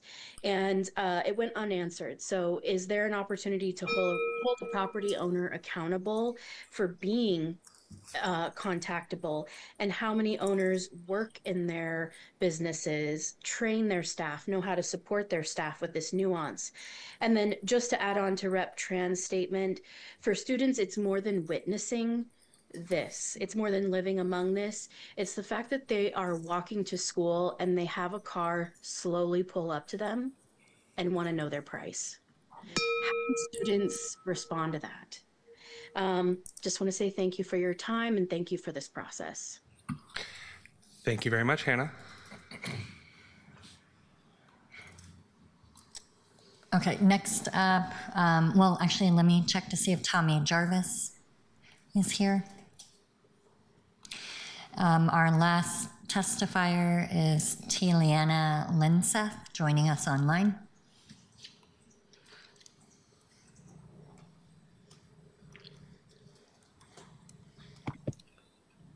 Welcome. Please go ahead. Hi. Well, my name's Teal. Some of you guys have seen me. I go by Teal, but some of you guys have seen me in council Sorry, my baby is here. As someone that has worked as a sex worker in Portland by choice, I'm here to testify the opposition to the ordinance 2026 -039 to amend the chronic nuisance property. I do want to thank everybody that has been hearing the concerns from the community about making a difference between consensual sex work and prostitution from human trafficking, because they're definitely two different things. Consensual sex work is not the same thing as human trafficking. Human trafficking is a real and pressing issue in our city. However, I'm here today with concerns for the unintended impacts that this could have on sex workers in Portland. When you criminalize sex work and any action aiding in sex work, you put our community members at a greater risk, pushing them to the shadows and forcing them to work in unsafe conditions. Specifically using lording and solicit prostitution. Thank you for changing that as well. Prostitution or related offenses, public indecency, unlawful prostitution, and procurement activities. Things like this that I just listed can potentially lead to harming consensual sex workers. I do not want others who choose to work here to face greater danger as a result of well-intended but harmful policy. For example, amending policy to include verbiage as prostitution or public indecency dredges up negative ideas around consensual sex work. I do urge you guys to work with BIPOC-led sex worker organizations within the community to work on decriminalization of sex work to help separate sex work from sex trafficking. If you're going to work on things that affect the sex worker community, then you should have consensual sex workers included in the conversation. If you're voting yes on this, then you should think about working to make consensual sex workers safe, as well as decriminalizing sex work and step towards working towards that. Thank you so much for listening to me. And I hope that when you guys vote yes on this, that you guys are thinking about consensual sex workers in the community that can be harmed by specific words. Thank you. Thank you so much for your testimony tonight. That completes testimony. Colleagues, I'm going to give us a 10-minute bathroom break. We will be back here at 8:10.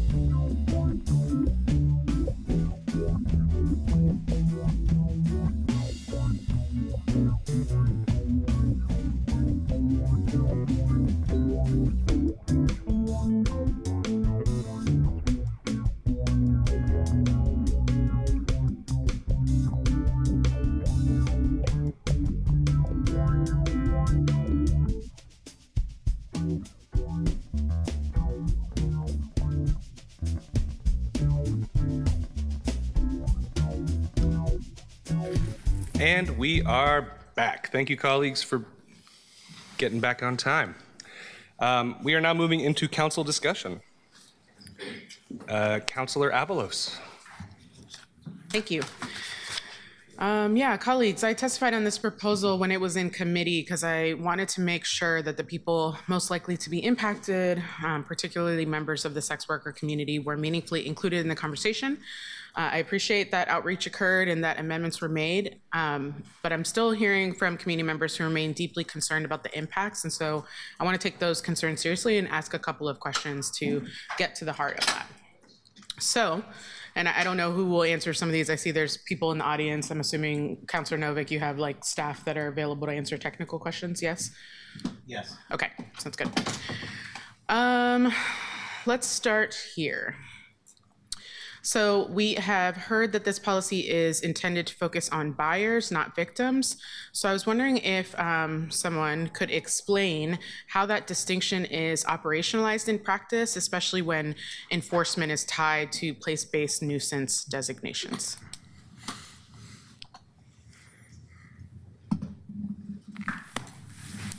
Councilor Avalos, thank you for that question. I'll try to answer it as best I can because I think enforcement with chronic nuisance is a little different than enforcement for criminal investigations, but they go hand in hand. And so as of, I would say, roughly around 2012, law enforcement and prosecutors' offices, especially in the Portland area, in Multnomah County area, decided not to arrest or charge victims of trafficking, any sellers. And so the focus of investigations, of enforcement, of missions has been specifically towards reducing demand, because we know economics, you reduce demand, you reduce trafficking, as well as looking into the people behind the scenes who are forcing individuals, victims, manipulating, controlling them to engage in this work. And so we've been focusing on buyers and traffickers. 100% of victims that are victims in significant trafficking cases, when they are contacted, say, I chose to do this, I don't have a trafficker, I am an independent sex worker. 100% of those individuals say that. And so although I think theoretically it's easy to say that there's a difference between someone who's a sex worker and someone who's being trafficked, reality is that all victims of trafficking are groomed and told and taught to say that they are independent, that there's no one behind the scenes running them, and that the details of trafficking, when you look at the details of the violence, the homicide rate, the horrible things that I hear on a daily basis, that is at the very least a lack of choices, and most likely because someone is forcing them to do that.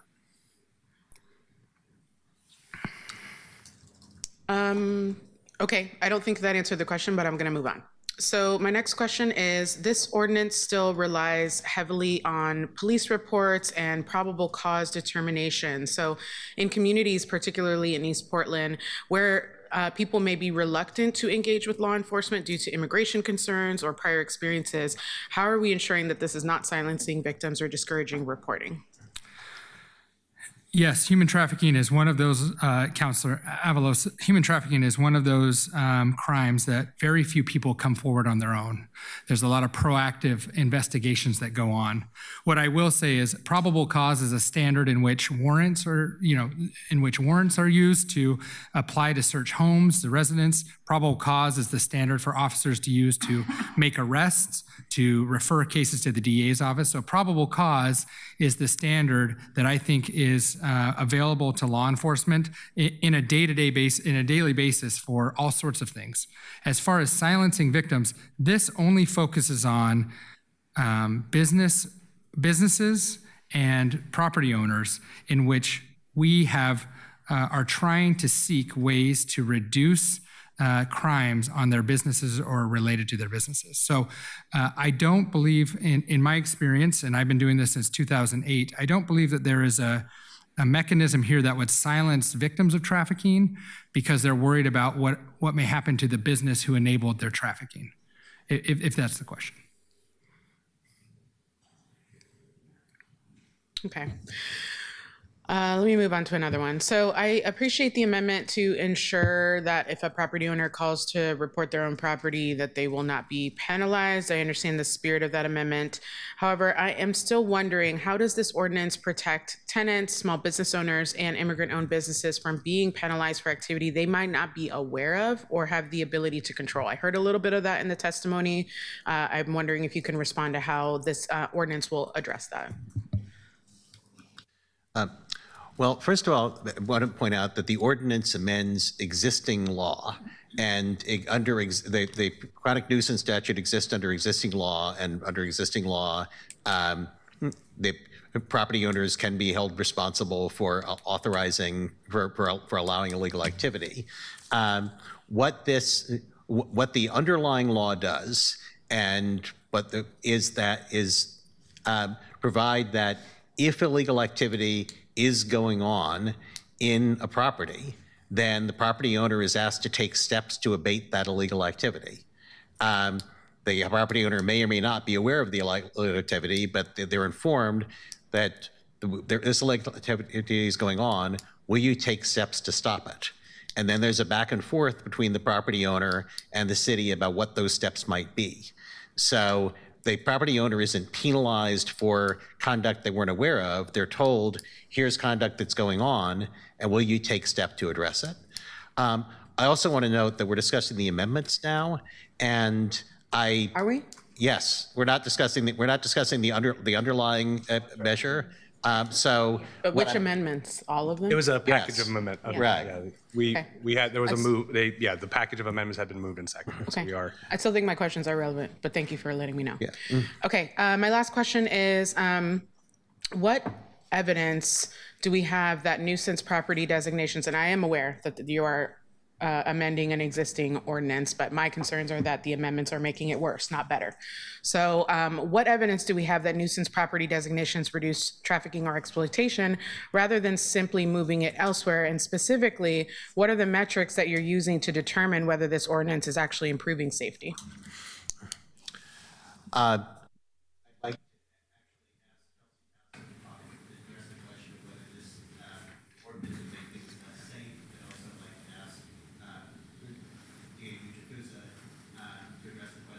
Why we think that that the nuisance property designation is effective. Okay, but to be clear, just to restate my question, I'm asking what specific metrics you plan to use to determine whether the ordinance is improving safety. So that's my ask. Go ahead. So I hear that you're asking about the future metrics. Well, I guess I'm asking a technical question about how to implement the ordinance. So maybe if you want to share a bit of your experience, but I don't know that you're the right person to answer this. I'm looking for actual metrics that we will use to enforce the law. I think that the law will be enforced with the city using it to try to get property owners at properties but designated chronic nuisance properties to try to abate the nuisance. And I can't promise. Whenever we pass laws, we don't generally say we're going to change the law back if we don't have certain specific evidence of certain results within a couple of years. We think that this will reduce illegal activity at the properties that are designated as chronic nuisance properties, but there's nothing that there's nothing that we do is guaranteed to have a particular result. We make our best guess as to what the results might be. Yeah, I understand that, but I also thought the point of making laws is so that they could produce certain results. And so what I'm asking is, technically, in your belief, what do you believe is changing about this law that you think is going to, with specific metrics, make a difference in human exploitation and not moving it elsewhere? Because that's the concern that we're hearing, that it's going to get pushed away. So what is your judgment on how this is going to affect that? And I am looking for specifics, because I do think that we can ask for that as we are passing laws. I think that if there's fewer places for exploitation to occur, then less exploitation will occur. I also note that part of our concern, and again, this ordinance is not just about human trafficking, but part of our concern is the students at McDaniel walking through a gauntlet of sex trafficking, which is partly because of the hotels that have tolerated that periodically. It's not all hotels at all times, but if hotels are accepting sex trafficking in their establishments, and the hotels are around that area, then you can see more of that activity, and the students will see more of that activity. So I am hoping that by holding property owners in that area accountable for sex trafficking on their establishments, you'll wind up with the students walking to Daniel High School dealing with not having to walk through a gauntlet of sex trafficking. Thank you. So then what I'm understanding by how you're describing it, you do not expect this to abate it. You just expect it to move, because what you said is your concern is people seeing it and that there's a row of hotels. And if this is a place-based ordinance, tell me more about how, like, that's not what I'm Councilor, that is not what I said. What I said first is that I think by reducing the number of places where trafficking can occur, I would hope that reduces trafficking. Okay. I also said that there's an additional issue which we're concerned about, which is that children of Daniel High School walking through a gauntlet of sex trafficking. I appreciate that, and I please do not lecture me about the impact. I am aware. I'm aware of that impact. I work with youth about this, so I would appreciate that not being the case. I think that what I'm hearing, though, is that it's not a clear one-to-one, and that's what I'm asking. I'm asking for data on, is this a one-to-one? And if it is, we don't want it in this area, then that's great, but I didn't hear that that is the impact that it's going to reduce human trafficking across the city if there's just one place. Particularly, I say that because the DA specifically, I'm sorry, no, your title, your DA assistant, specifically said that when it was moved off of online, it just moved back to the streets. So you didn't abate it, it moved somewhere else. So that I'm taking your words of how you describe that situation. That's what I'm trying to avoid. So I'm looking to understand how the ordinance is going to avoid that impact. Sure. I want to talk about metrics in a couple ways. The way that chronic nuisance works is that the vast majority of businesses don't even get to this point because they send their employees to be trained. We've been training hotel and motel staff for 10 years. Most of these businesses say, we want to help. What can we do? We'll send our employees to be trained, and we want to look for signs so that we can report it and help it and prevent it in our hotel. This is for the hotels or businesses, whatever it may be, that have refused to do that, refused to meet with the city, refused to work with investigators and detectives to identify victims of trafficking. And at the very end, this is a last-ditch effort to say, we need your help to prevent trafficking of youth and minors and individuals in your hotel. As far as metrics, if I can prevent 2 young people in Portland from being trafficked and their trafficker to be held accountable so that they don't recruit other young people, I think that metric is well worth creating and amending this city code to protect those youth in our community, because they are not youth from other countries. They're not youth from other states. They're youth that you live next to, that go to school with your children, that go to church with you and other things. That metric, I think, is enough. And the fact of the matter is because trafficking is so prolific, and we've seen that there's over 10,000 attempts to purchase another human being a week. It would be very difficult for us to say that that metric has been met, other than to say we are protecting and helping the most vulnerable in our community not be trafficked.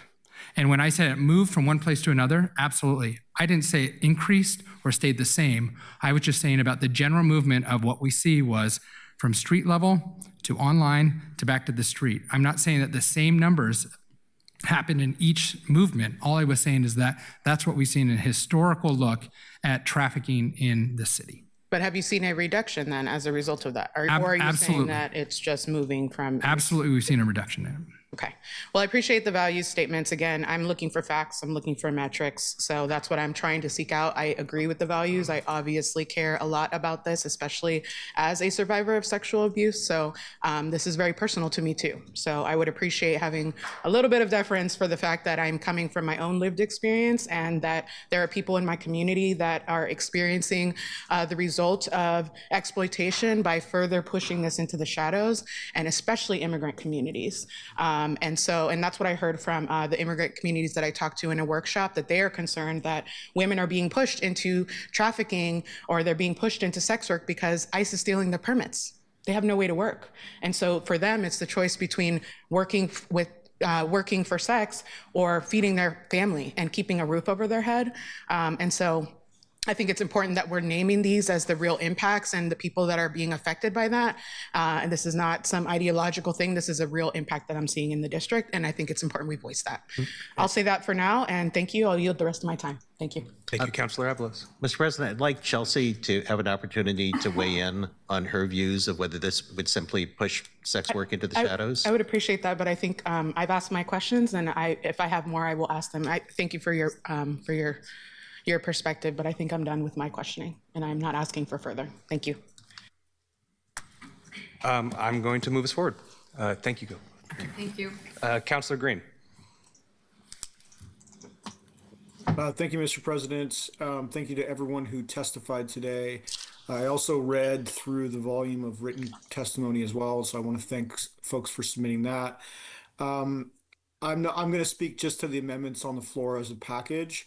I think, in general, I think these amendments are an improvement on the piece that came out of the committee. I don't know if I can support the underlying, but I'm going to save my comments on why or where I'm at on that until we get past this vote. But I do appreciate the.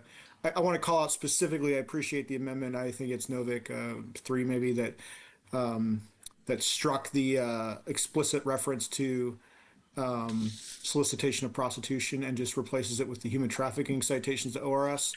I forget exactly which one that is, but it's part of this package. That was a big one for me. So thanks for being responsive to that. I think there are some other cleanup stuff that I think I heard that Councilor Pearl-Ganey also laid on the table that was helpful relative to what came out of committee. So I'm going to support the amendment package, but I've got more to say on the underlying when we get to that stage in debate. Thank you. Thank you, Councilor Green. Councilor Canal. Thank you, Council President. First, I wanted to thank my colleagues on the Community and Public Safety Committee for a thoughtful conversation, not just in the conversation around this agenda item, but Councilor Novick led on holding presentations about human trafficking and raising the attention of the committee, the council, and the broader community to the issues that we're talking about here, including the particular nexus, not just on 82nd, but the particular points around what the police and the DA's office refer to as the blade here. I also want to thank the testifiers, in particular those who do important work on this subject, Safety Compass, DA's office, but also Rep. Tran, who led the way on House Bill 4157, which I support. I want to start by saying I share the concerns in the assessment here. I had the privilege of going to an event with Councilor Novick, and I think several other councilors or staff were there too at McDaniel High School. It was an hour and 7 minutes in before the first mention of hotels or motels in talking about the problem. And it was in 2 responses to the question, what are some misconceptions around the situation around McDaniel? Where one person said they felt hotels were a big part of the problem, and the next person said they felt they were not. Hotels were mentioned one other time in passing with no commentary, and this crowd was parents and one student. No representatives from hotels were there. They talked about what one of our testifiers talked about in testimony, the experience of their children and their communities. They talked about the desire to have a police response, and that includes the county not engaging in catch and release. And they talked about the need to do more and have more conversations with hotel and motel owners. That hasn't happened yet, but we're still talking about running them out of business, which is the only really predictable outcome of this legislation. And I want to be clear, I don't assume bad intent from anyone who supports this. I think Councilor Novick and his team are trying to do the right thing. I do not think their goal is to do anything other than what they say, which is ending human trafficking.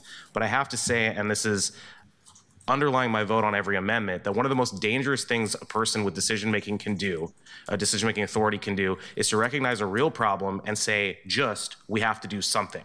Because when you say we have to do something, you're really opening the door to doing anything. And while I agree with the testifier who said that doing nothing is not neutral, we have a responsibility to find a solution that addresses the problem instead of blaming another group of people. And what has been done here is taking an accurate assessment of the problem and going and finding a scapegoat. Business owners along 82nd beyond the one that we all know about, and proposing creating new policy to bail out the people who should be keeping us safe from their responsibility to do so.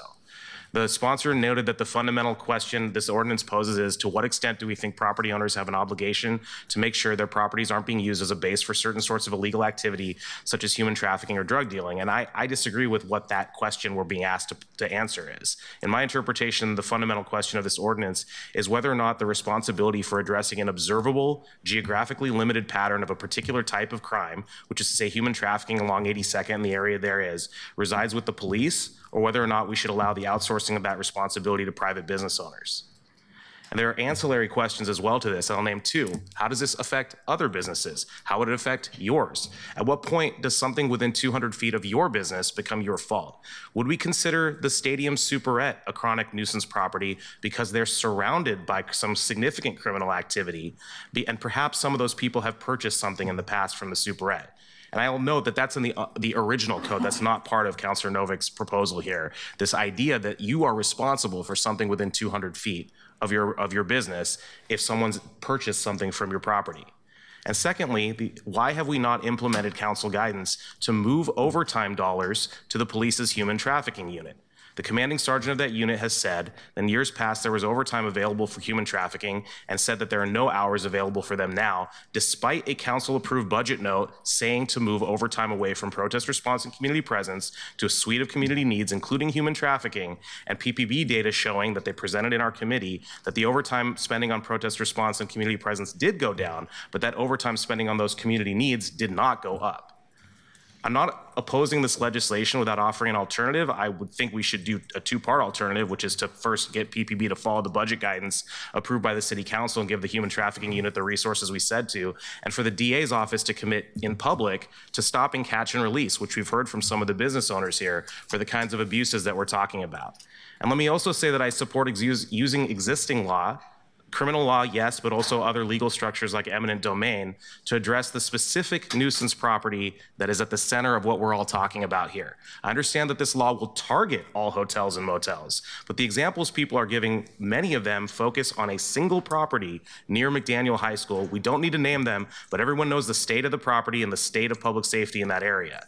Why do we need to put other hotel and motel owners out of business when we know where a lot of this is centered? Why can't we use the existing code about the state of that one property? And I think that we have to talk about this because that is what's in the community impact statement. And it's also in the statement of, I think by reducing the number of places where trafficking can occur, I would hope that reduces trafficking. We know what the impact will be. This is designed to go and put the impact on a whole host of businesses, as opposed to the small subset, which everybody agrees it's a small subset, who are doing the particular types of activity we're talking about. So with that, I'm gonna make a motion because of the importance and because my comments were about the underlying and because of the volume of the amendments that have been proposed here and the time it is now, to postpone this item, the entire item, to a time certain, which is the next meeting of the Community and Public Safety Committee. Councilor Canal has made a motion. Is this a debatable motion? Needs a second. Oh, it also needs a second. Second. Sorry, for clarity, you want to refer this back to the Public Safety Committee? I'm looking to our attorneys. Point of information. With the way our committees are structured, can we refer to a time certain at a committee, or do we need to vote to send it to committee as a separate action? I am not trying to be pedantic here. I am trying to make sure that we know what our rules are and are following them. That is a good clarification. I don't know. I'll need to look. So it's the two questions, voting to time certain and whether that's debatable, and the voting on to send to committee. Yeah, should a referral back to a committee be to a time certain, or is it a simple motion to refer back? I'd like to. Oh, sorry. Go ahead. I can amend the motion because I think this is correct. I think it's a motion to refer to the committee. Okay. And yeah. Okay. With the intention of it not being referred with an indefinite, never come back to it, but with the intention of it being discussed. Okay, so the motion and a second is to refer the item back to committee. We are in a motion as well on amendments. The motion to refer takes precedence. And so that motion to thank you. We're learning a lot about Robert's rules. Who was the second? I'm sorry. Avalos was the second. And is this a debatable motion? It is debatable. The motion to refer to a committee is debatable. Okay, so we have a motion and a second that is debatable to refer this back to committee. This is going to take precedence. So we are now in debate of the motion to refer. Councilor Novick, do you want to? Yeah. Yes. This proposed ordinance already passed out of committee, and I have yet to hear anybody objecting to any of the specific amendments that have been offered here today. I've heard a lot of argument about the underlying measure. So I don't see what the point would be of sending this back to a committee which already passed an ordinance out. And when I don't see any argument that there's any reason for the amendments that we're proposing, which I haven't heard anybody opposing, to be rediscussed by the committee. Thank you, Councilor Novick. Councilor Marie, are you to the motion? Yeah. First, I want to say thank you to the folks that came and testified both at committee and here. I think this is a very important issue for our entire city and painful for many people in our community for a lot of different reasons. So I just want to honor the work that's being done here. And it did come out of committee. I do think it needs to go back to committee for a few reasons. For one thing, I think that the amendments, some of them are certainly improvements. I think the removal of language around sex work and changing it to human trafficking is really critical. But there are simply too many changes to the amendments that are proposed make it slightly better for me, but not good enough for me to feel comfortable with them, because there are a lot of changes that need to be made. Like, for one thing, I think at its crux, the police report thing, I think, needs to be changed to actual evidence and not just an officer's arbitrary perspective on writing a report. All of the amendments are slightly better than what is being proposed, but I don't think that they actually make things better in the long run. And even the discussion about changing it from 2 to 3 and back to 2 or 3, it's very clear that there's no real metric for why we are making these decisions. It feels very vibes-based.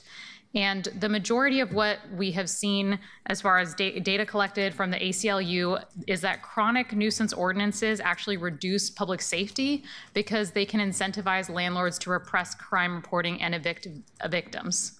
That is what we often see.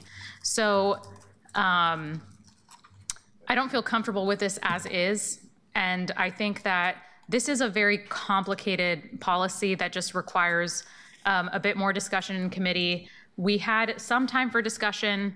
It was, I raised some concerns in committee, and then we quickly moved on from them before they were fully addressed. And now we're here. And that's fine. That happens sometimes. But I think with the amount of feedback that we've gotten from community members, I am concerned about it. The town hall that was also held talking about this policy, Councilor Canal brought up that there were no hotel owners there present. I would also point out that there were no sex workers present there to talk about the impacts of this. And so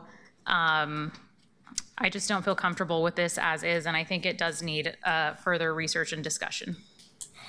Thank you, Councilor Murillo. Councilor Pertolini to the motion. I was in the queue for a different motion, but if you don't mind, I'd like to speak to this one. Please. Thank you, Council President. Colleagues, I am generally a fan of taking more time in committees. But what I have heard tonight are concerns with not even the language in the underlying ordinance, but the language in the current law, which is in some areas is being changed and some is not.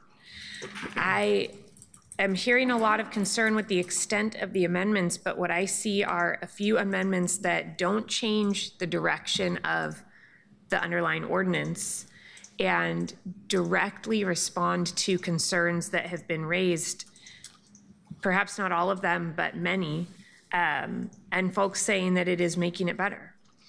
I am hearing a lot of opposition to, at a minimum, the underlying language, the original language in code right now, and perhaps to the ordinance before us.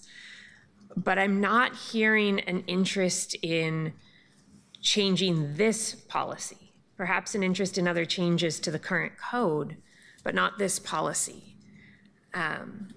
So I'm not sure why we're sending this back to committee other than to delay. I'm trying to listen for interest in digging in on this, and I'm not hearing that. So I would ask that we vote on whether these amendments move us in the right direction or not, and that when this comes back up, presumably in a week, because I believe this is a first reading of a non-emergency ordinance, that we give an up or down vote on whether this is a change to the current code that exists that we like or not. But I'm not sure why we're sending it back to committee if there's not a real interest in addressing the language to move us toward something that makes our current code better in a way that's different from what we have before us. Thank you, excuse me. Thank you, Councilor Pertolini. Councilor Koyama-Lam. Thank you, Council President. I do feel that these amendments are moving things in a bit of a better direction, and I'm trying to separate that from the underlying, also from the idea that maybe some more work needs to be done on this. My thoughts around more work being done on this connect to, and Councilor Novick, you can let me know if this is addressed in any of the amendments, but there is written testimony from Multnomah County Health Department's Public Health Division where they say they're supportive with changes, and they ask for an inclusion of a requirement for annual public reporting on the ordinance's implementation over a 3-year period. Is that already addressed in any of the amendments? It isn't. It isn't, okay. So I am interested in that. And then the other one that's stood out to me was the one from the Northwest Regional Director for the Asian American Hotel Owners Association. That one's more about engagement, which is important. This Multnomah County Health Department Public Health Division one is one that I think deserves some more conversation. I think that could be an important amendment to add. Can I ask you to restate that again? Remind me what the health department said. That to ensure the ordinance's effectiveness and to guard against potential abuse or unfair use, we respectfully recommend the inclusion of a requirement for annual public reporting on the ordinance's implementation over a 3-year period. This transparent reporting mechanism will monitor implementation and enforcement practices and increase accountability and transparency, allowing the public and policymakers to track the ordinance's impact, monitor for unintended outcomes, assess its equity, and make data-driven adjustments as needed. So I do believe this is very important. Everyone who's come to testify, thank you so much. I do think we want to make sure that we do this right, and this seems like something to consider, and so I could be supportive of spending a little bit more time and being able to work on these amendments. I'm seeing like last-minute amendments come in. I know there's mixed feelings about that. I do support making sure we're getting to as best of a place as possible and doing it well. I think that is an interesting potential amendment, and given the time, I actually would be okay with continuing this to the next council meeting, and we could see if we can work on that amendment and drop it into the package. If this item is continued, I will schedule it with urgency. Thank you. Thank you, Councilor Koyama-Lam. Councilor Ryan. Sure. Thank you, Council President. Well, it must be council after dark because we always have these moments when you think something's moving along and then some surprises come at you.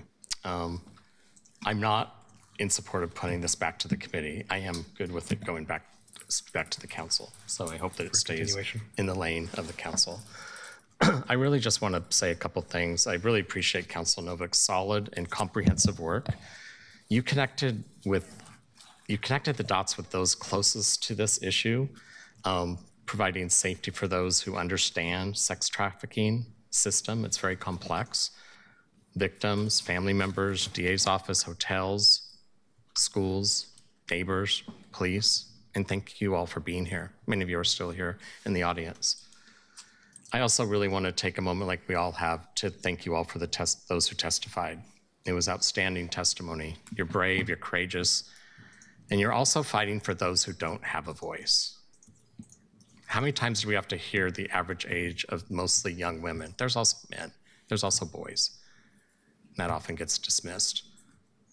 Girls and boys who are on the street that don't have anyone advocating for them.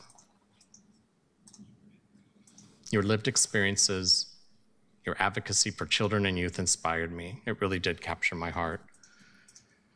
I'm confused about some of the pushback that's currently happening. I feel like we got off topic a few times. I want to ask if it's okay when we hear things like the DA does catch and release, like maybe the DA could come back up and explain that as opposed to having that just tossed out there because they're thoughtfully remaining with us in the room.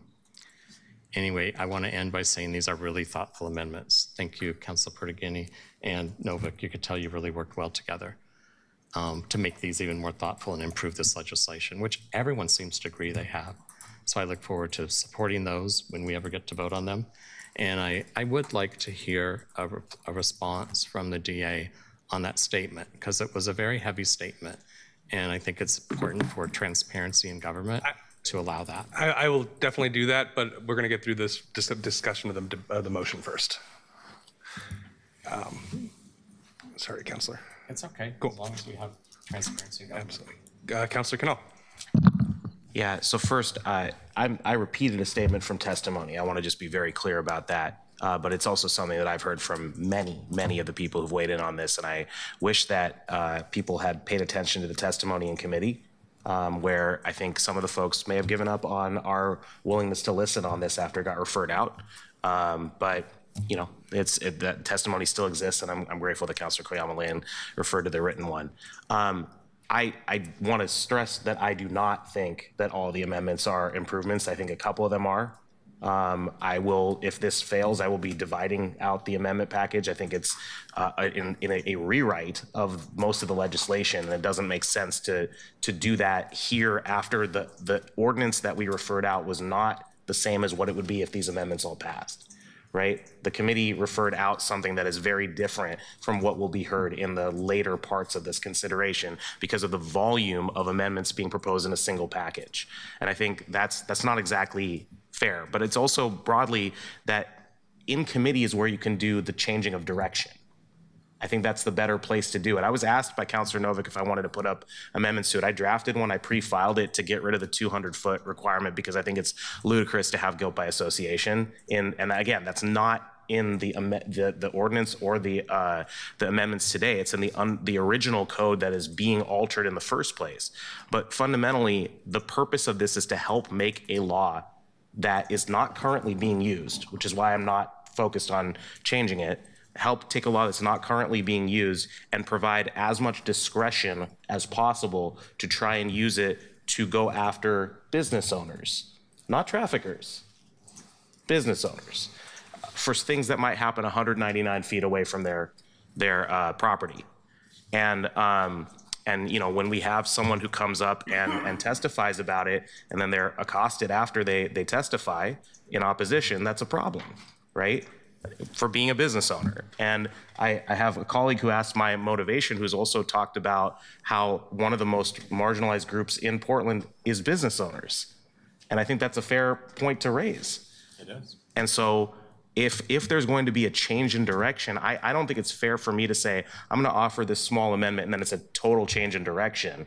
So that's why I haven't done that. But I think it's fair to say if we want to have a change in direction, we should go back to committee and do it. So that's my underlying interest here. I can debate the individual ones. If this motion fails, I'm happy to do that. I'll just divide them and go one by one because some of them are very good. I tend to support more of the ones from Councilor Pertagini.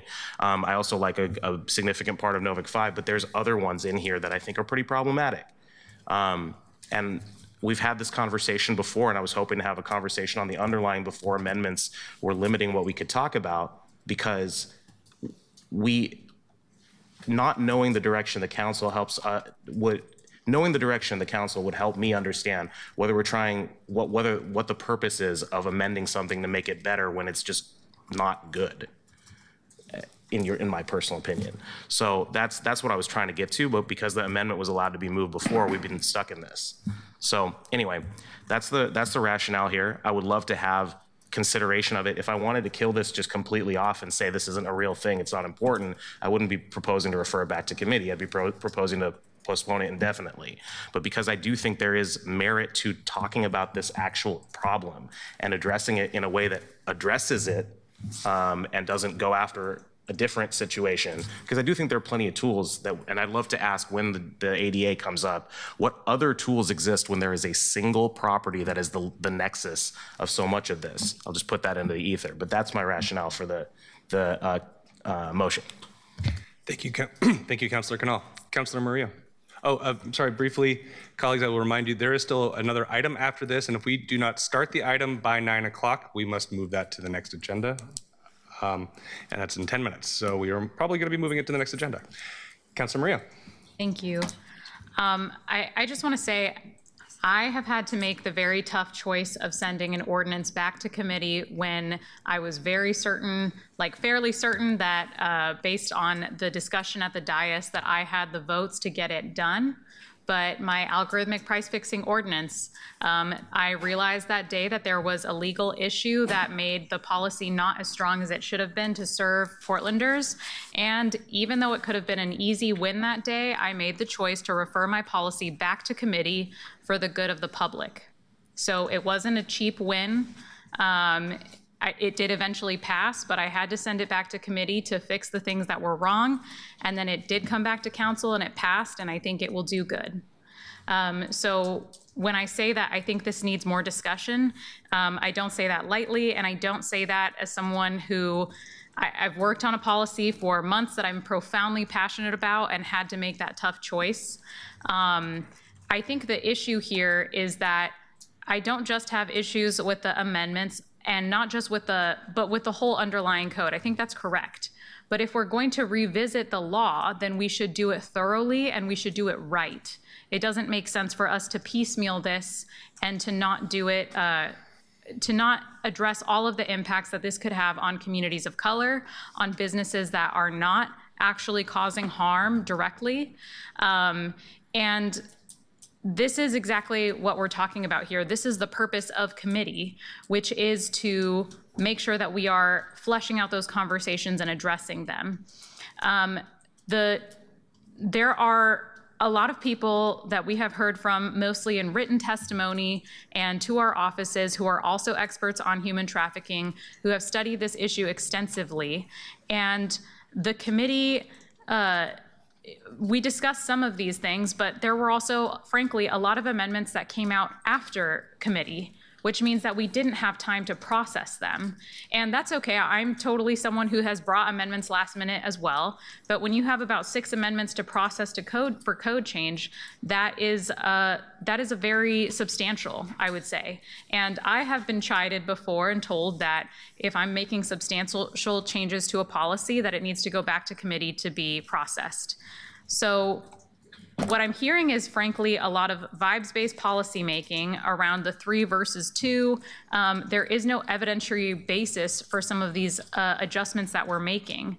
We don't have analysis of these chronic nuisance cases that show what the right numbers are and why we are making those adjustments, other than we think it might have this impact maybe. This is a good policy. It is an important policy, and it deserves due diligence.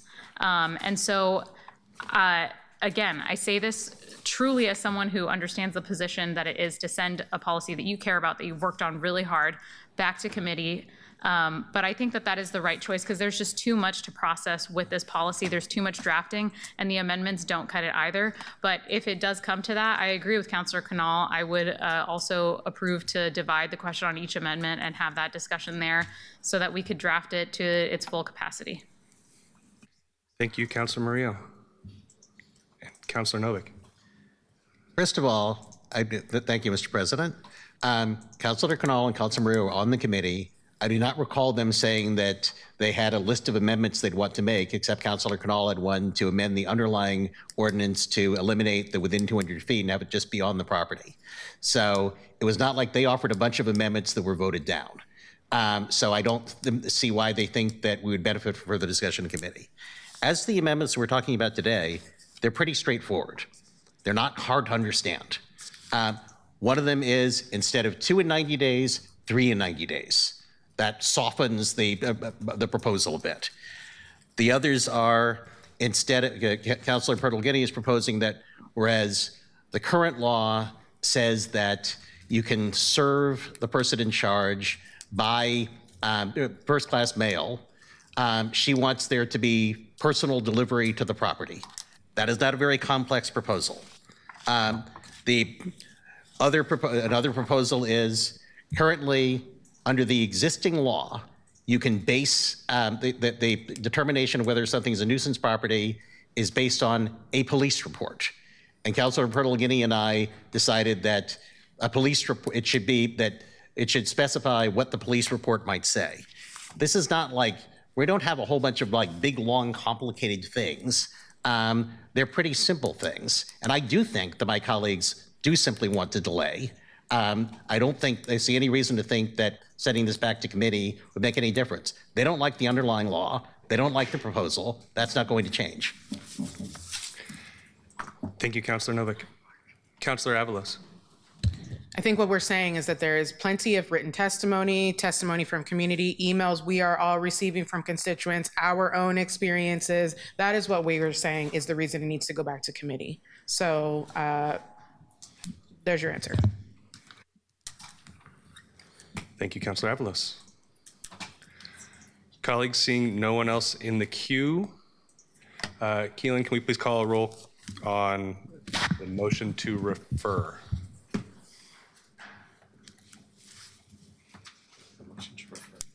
Back to committee. So yes is a yes vote is to send the item back to committee. Avalos. Aye. Smith, absent. Canal. Aye.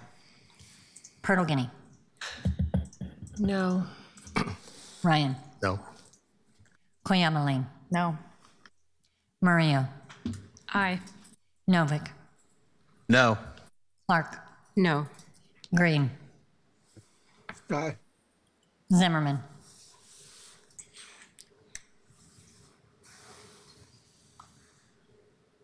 Councilor Zimmerman. I don't see him online. Okay, absent. Dunphy. No. The motion to refer the item back to committee fails with 4 yes votes, 6 no votes, and 2 absent. Councilor Canal.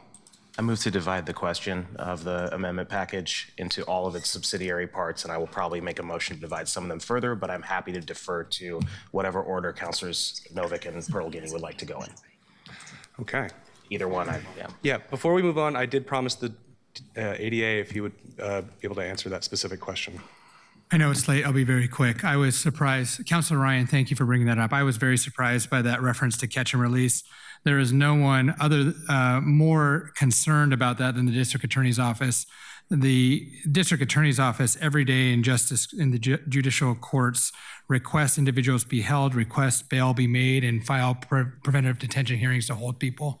The catch and release issues are squarely upon the funding of the jail and the jail beds open from the county. They are squarely upon the challenges for the defense attorney issues that are going on in the courts, and they're on the judicial decisions made in recog. So thank you for allowing me to speak on that behalf. I also there was one other question, I'll be very quick. This is not regarding one hotel.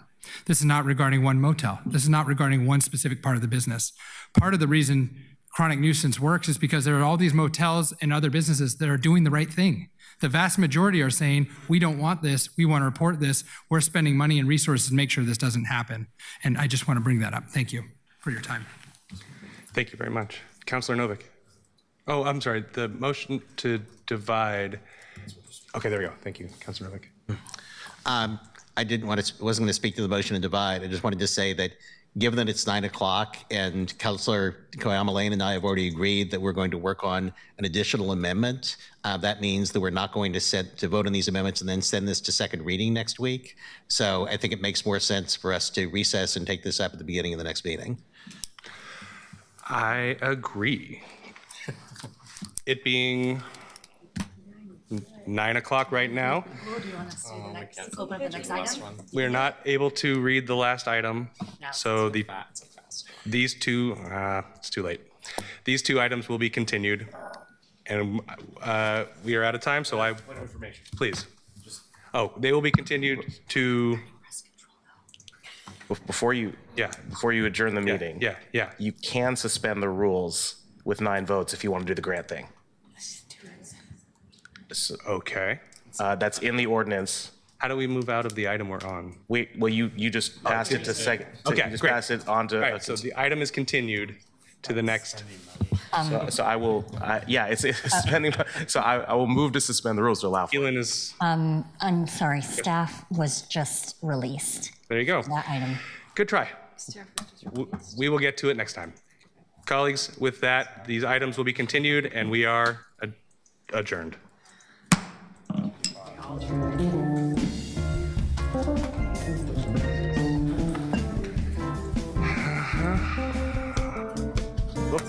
Sad about her thing being canceled. She didn't seem terribly